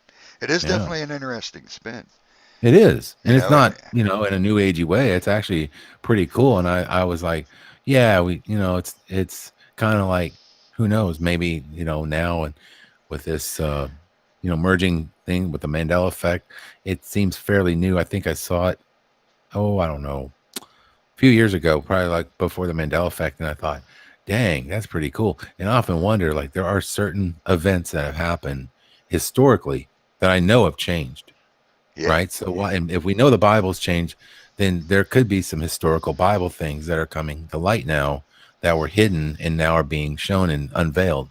And so, and I would really like for Judas to get that. That sounds like a good story. I'm not saying I totally believe it, but hey, it's like they had to create a martyr, I, I right? I'll tell you this much. Yes. As I said before, I'm a firm believer in the Father is nothing but love. This vengeance, this justice, all this stuff, we don't Yeah. understand what it means. And that Sure. story feels more like the Father to me than the Doesn't other it? one. You know what I I got to mean? tell you, discerning from when I heard that story, boy, that had a ring of, it Yeah, just felt more like it something feels Jesus more would like the do. Father. Exactly. Yes, it did. It really did have a ring of truth with the Father. I agree with you on that 100%. Like I said, we probably won't know until we meet the Father, but at least, you know, we got to hear it. Yeah. And I Yeah. mean, if I'm going to believe the Father's love, then Right. that fits perfectly into my belief. It doesn't go against it at all. You know what I mean? So Hmm. I don't Yeah. have a problem with it. If it's right or it's wrong, like you said, we don't know. But I'm not going to say, oh, that's wrong doctrine, because that rings more true than the other way I've heard it. So, and again, I got to tell I'm you, always open to learn. So, I got to tell you, this is crazy. I put out that video yesterday about the Christmas trees and all the crazy stuff that was going on with them being upside down. And when I spoke in that video, did you hear my rhetoric? I was pretty hard on some of the people who were. Did you feel like I was?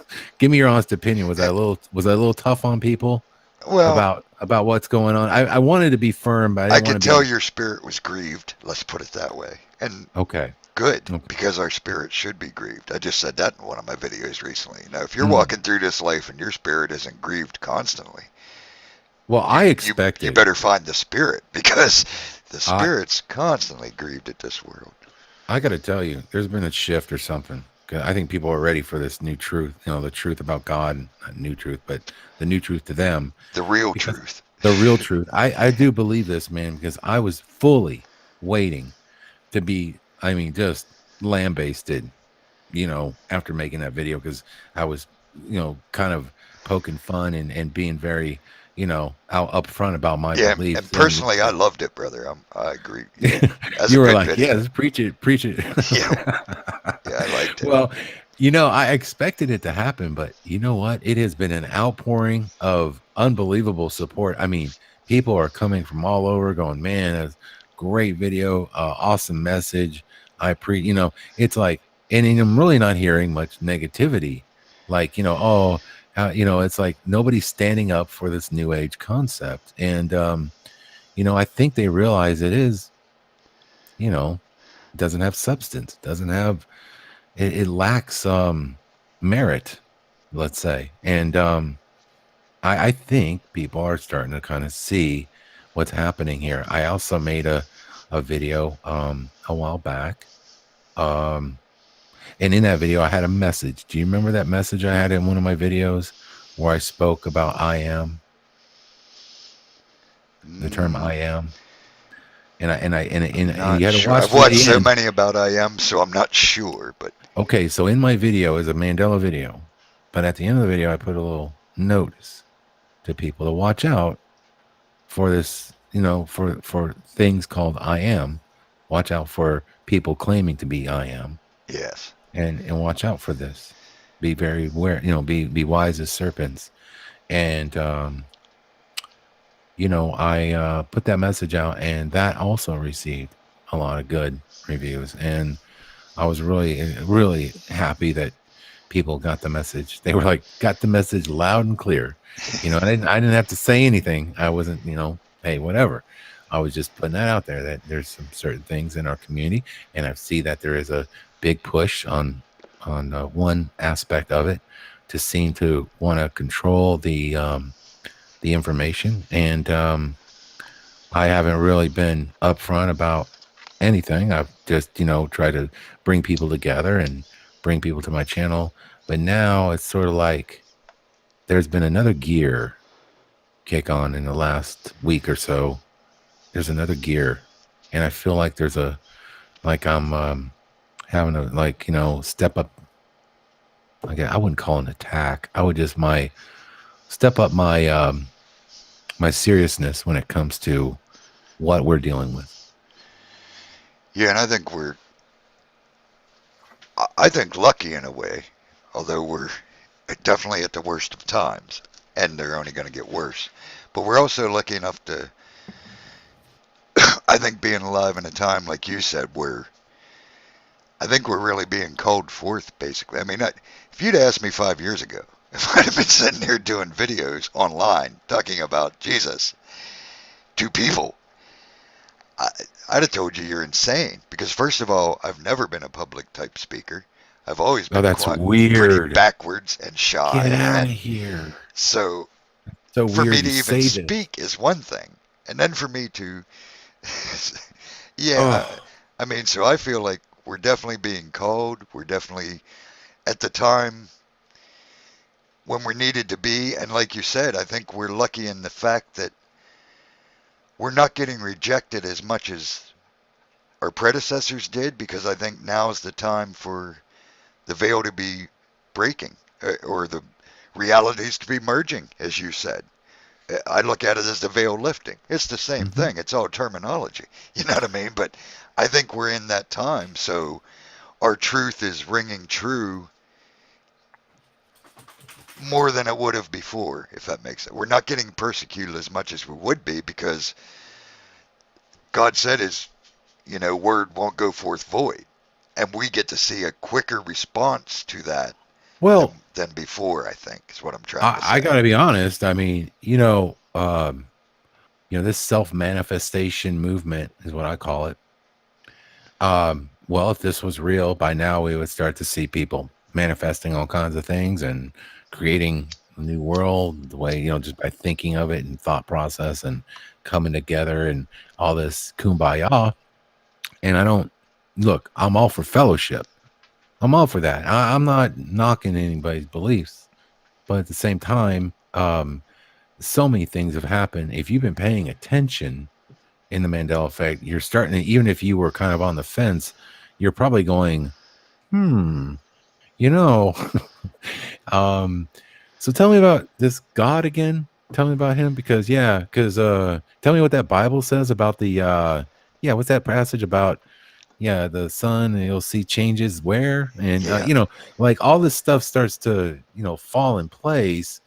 And I'm not, tooting our own horn here because believe me, like you said, man, I've never been that guy either, And it's funny, you just mentioned that.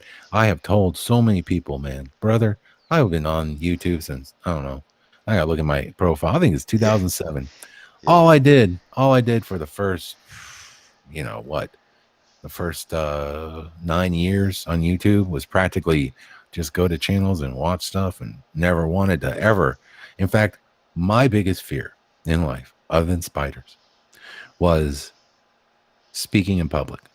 Like the thought of public speaking, like gave me the heebie jeebies. I was Yeah. like, oh, there's no way. Yeah. There's absolutely no way I can't do it. And the fact That's that I wild. can jump online and speak in public, and do these. I've done events, I've done all this stuff, a lot of, you've seen my shows. I've done all, and I never, if you told me like I would be doing that, I would have just fell out. I would have been wishing for death. Yeah, I'd have Like, probably said back in my day, I want some of whatever you just got, because you're on something, dude. If yeah, you think that's going to be me, you must me be. Give talking me about some the of that stuff. Lord, me, Yeah, exactly. I would just be. Yeah, I would have been just had so much fear, and yeah, man, you say that too, and I'm like, oh my goodness, that's cool, and that just shows me that God's people are being called. That's all. That really is, Yep. and I'm not, trying to say I'm not better than anybody else or nothing like that. I want everybody to come with me. I want everybody to come with us. I want everybody to, see what I see, or see what or feel what I feel when I see this, because it's so amazing. It's awesome. I Yeah. mean, why anyone wouldn't want this is beyond me. I guess Both. before I experienced it, I couldn't understand either. But man, once you experience, it's, man, it's love. It's what we all crave anyhow naturally. Is love. Sure. We seek it from each other. We seek it from neighbors and friends and partners. And Well, here we have how it unconditional love given to us. And right. man, So how is your wife holding up to this? A lot of times oh, it's tough good. on the is she? Nosh, yeah. Oh, oh, that's a blessing. I mean, good. Yeah. We don't. I've heard some people. Yeah, I feel bad for some relationships that are where they're tearing down because of this. Well, and I don't want to be ignorant, or but maybe you didn't have a good If this tears you apart, No. have Yeah. you had a God-based relationship to begin with? Yeah. Yeah, I mean, what? you bring You up a know, good point. Yeah, you bring I'm sorry. it tore That's up. just the way I see it. You know what Yeah. I mean? I mean, if what I did in my 30 years of sin, and she stayed through it, a Mandela effect, break us up, Right. Right. dude. You don't know the 30 years of hell she put up with. You know what I mean? I do. So no, I've no worry about. Yeah, I was not a good person, man, and she stuck by me, and she's still here. So yeah, I Yeah. I worry about nothing breaking us up because I tried my hardest, not Uh-huh. intentionally, but I wouldn't Right. have stayed with me. There's no way. Uh, no way. Yeah, I would have put up with what she put up with for all them Right. years. Sure, So sure.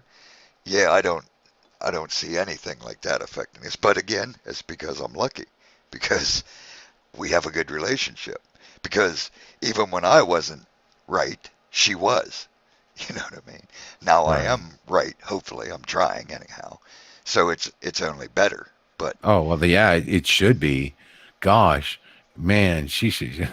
Man, that's awesome. No, that's a great story, especially as she stuck with you back when you were a different guy. That's yeah, awesome. That's awesome. That's a good woman. That's awesome. oh, a darn good Yeah. woman. I mean, Yeah. I'm lucky. Like I said, You when are. people ask me how, Oh, how you I'm are. doing, or even in when hanging, whatever, when somebody, hey, how's it going? Even my friends, I'm blessed, brother. I am. I had a death in the family, all this stuff, all the bad things happen to me like everyone else, but I'm blessed. It's all your mind, man. Are you blessed or are you tormented? What are you? You're both all the time.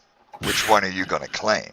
You see Gosh. what I'm Well, there's saying? been there's been times in the effect I've been thinking, man, I am definitely tormented. I'm Yep. like, oh, there have been those days.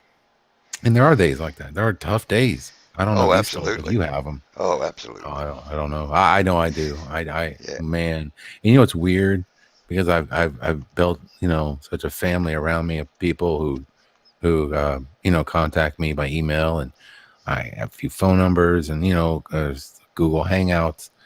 It's weird. I actually get messages from people, and they're like, "Hey, I'm feeling really depressed today. I'm feeling really sad. Like there's something really sad hitting me," and you know what? That same day, I'll feel the same way. I won't say anything to anybody.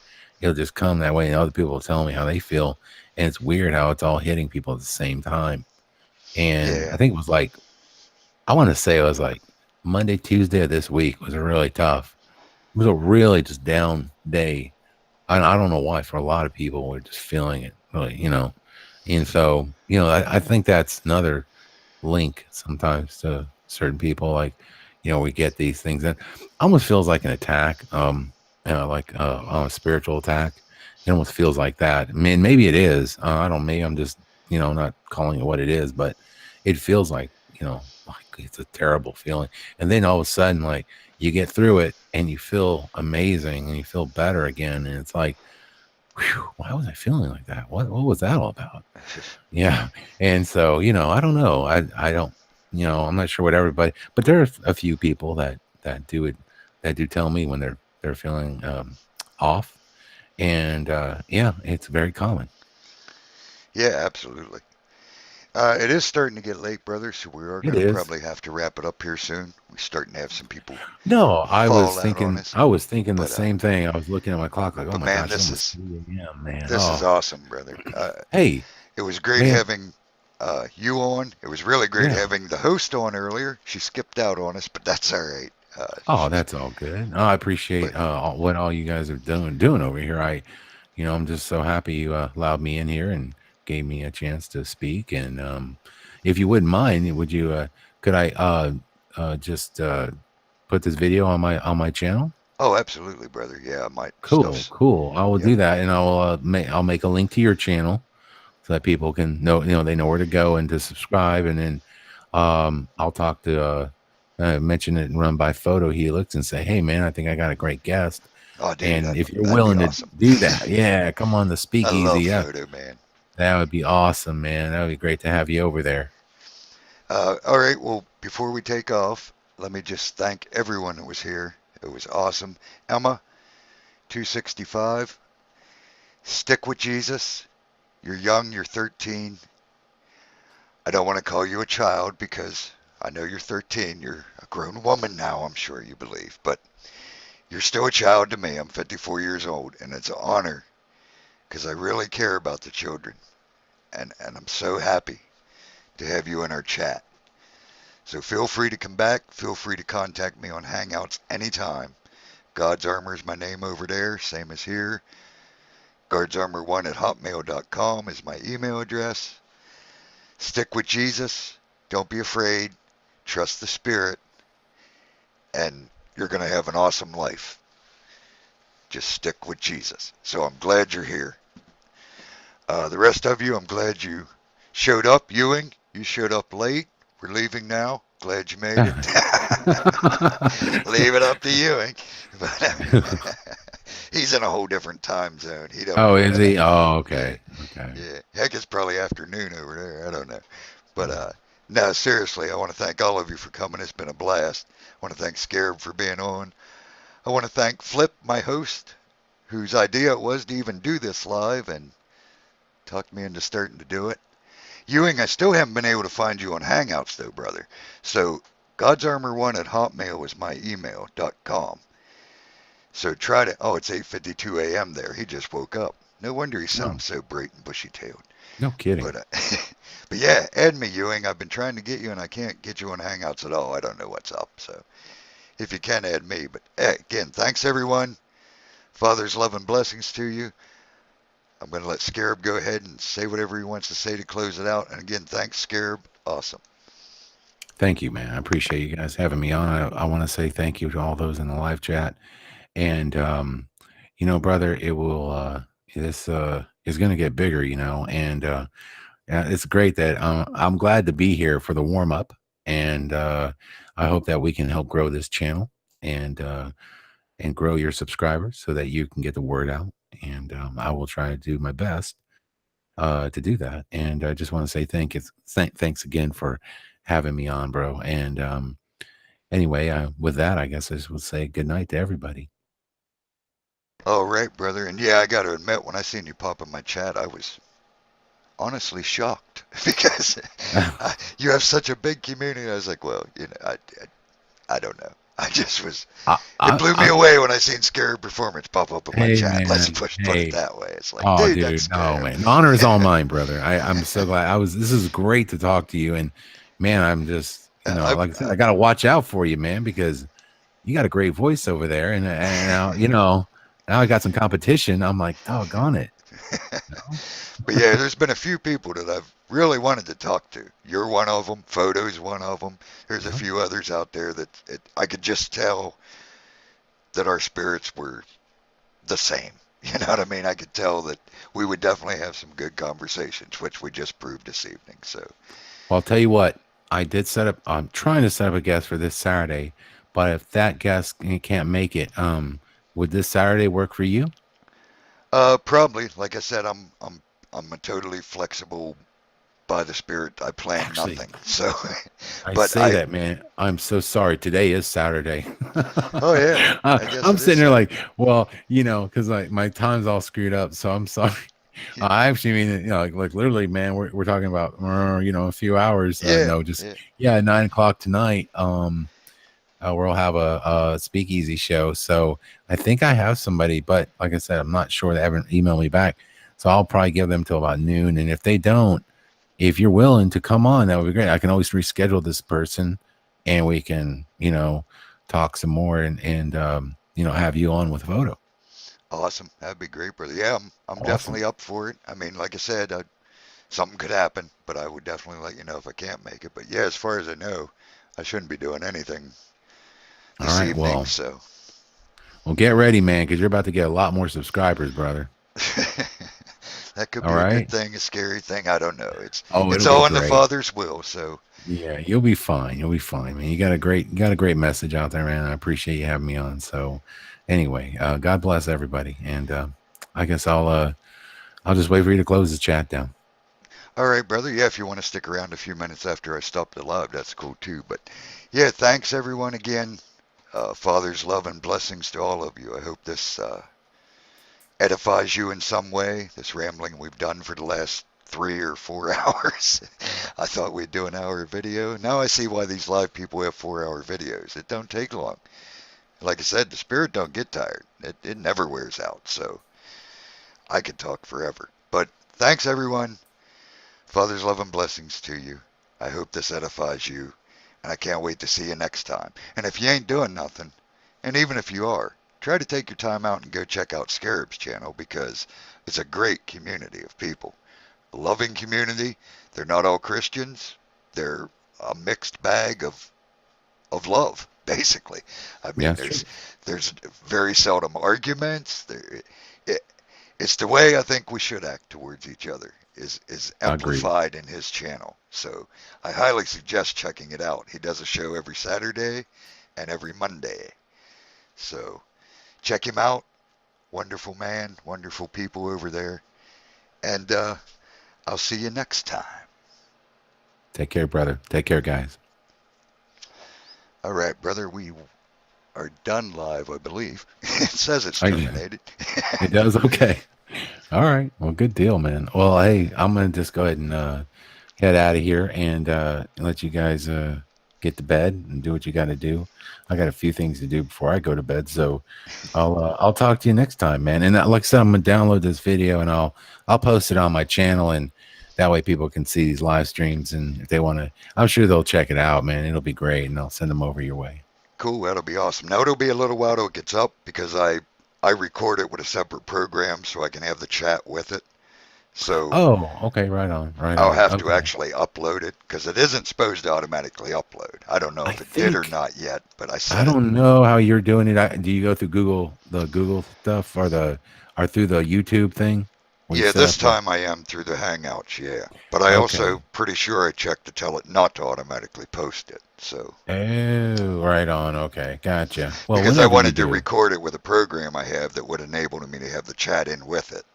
So Okay. we're gonna see if it works, Well, basically. I've got two to post because I was over on Brian McFarland's channel earlier. Cool. Yeah, I was supposed to go there a few weeks ago, and something came. Well, I had that death in the family that Oh, 2 days before, so I had to cancel on him. But yeah, I'm looking mm, forward to hopefully going over there too sometime. sure. Yeah, he had some interesting people over there. They're Yeah, they're cool. I just, he has a mixed bag too, and I Hmm. think and most of them are pretty cool. It's just hard because he always adds so many people on the show that it's a lot of people. It's hard to get. When you're trying to, you got lag time and everything else, and you're trying to talk. It can Yeah. get a little, tough. So I would be really beneficial to Brian if he invites you on with maybe one other person or three or four, maybe four at the most. And that's kind of where I think I have a 5-person limit unless I'm doing like a special thing. But yeah, the 5-person limit is pretty much where you want to be. But you start getting more than that, people start talking. Yeah. Yeah, and Yeah. I know how it is because I've been in the chat, and it's like you want to get in there so bad and talk, Hmm. but then you got to realize, like you said, three, four, five people, that's plenty because you're just talking over each other. and getting nowhere anyhow. So I understand why he wants to do it because I'd be the same way. It's like you want to come in, come in. You know, you don't Sure, want to leave sure, anyone out, but you sure. definitely got to balance it. But yeah, I'll let you go, brother. Heck, it's All getting right, late, brother. and Have a I great love you, one, man. man. Father's love and blessings, brother. All right, brother. Thank you. I appreciate it. Take care. Later. Bye.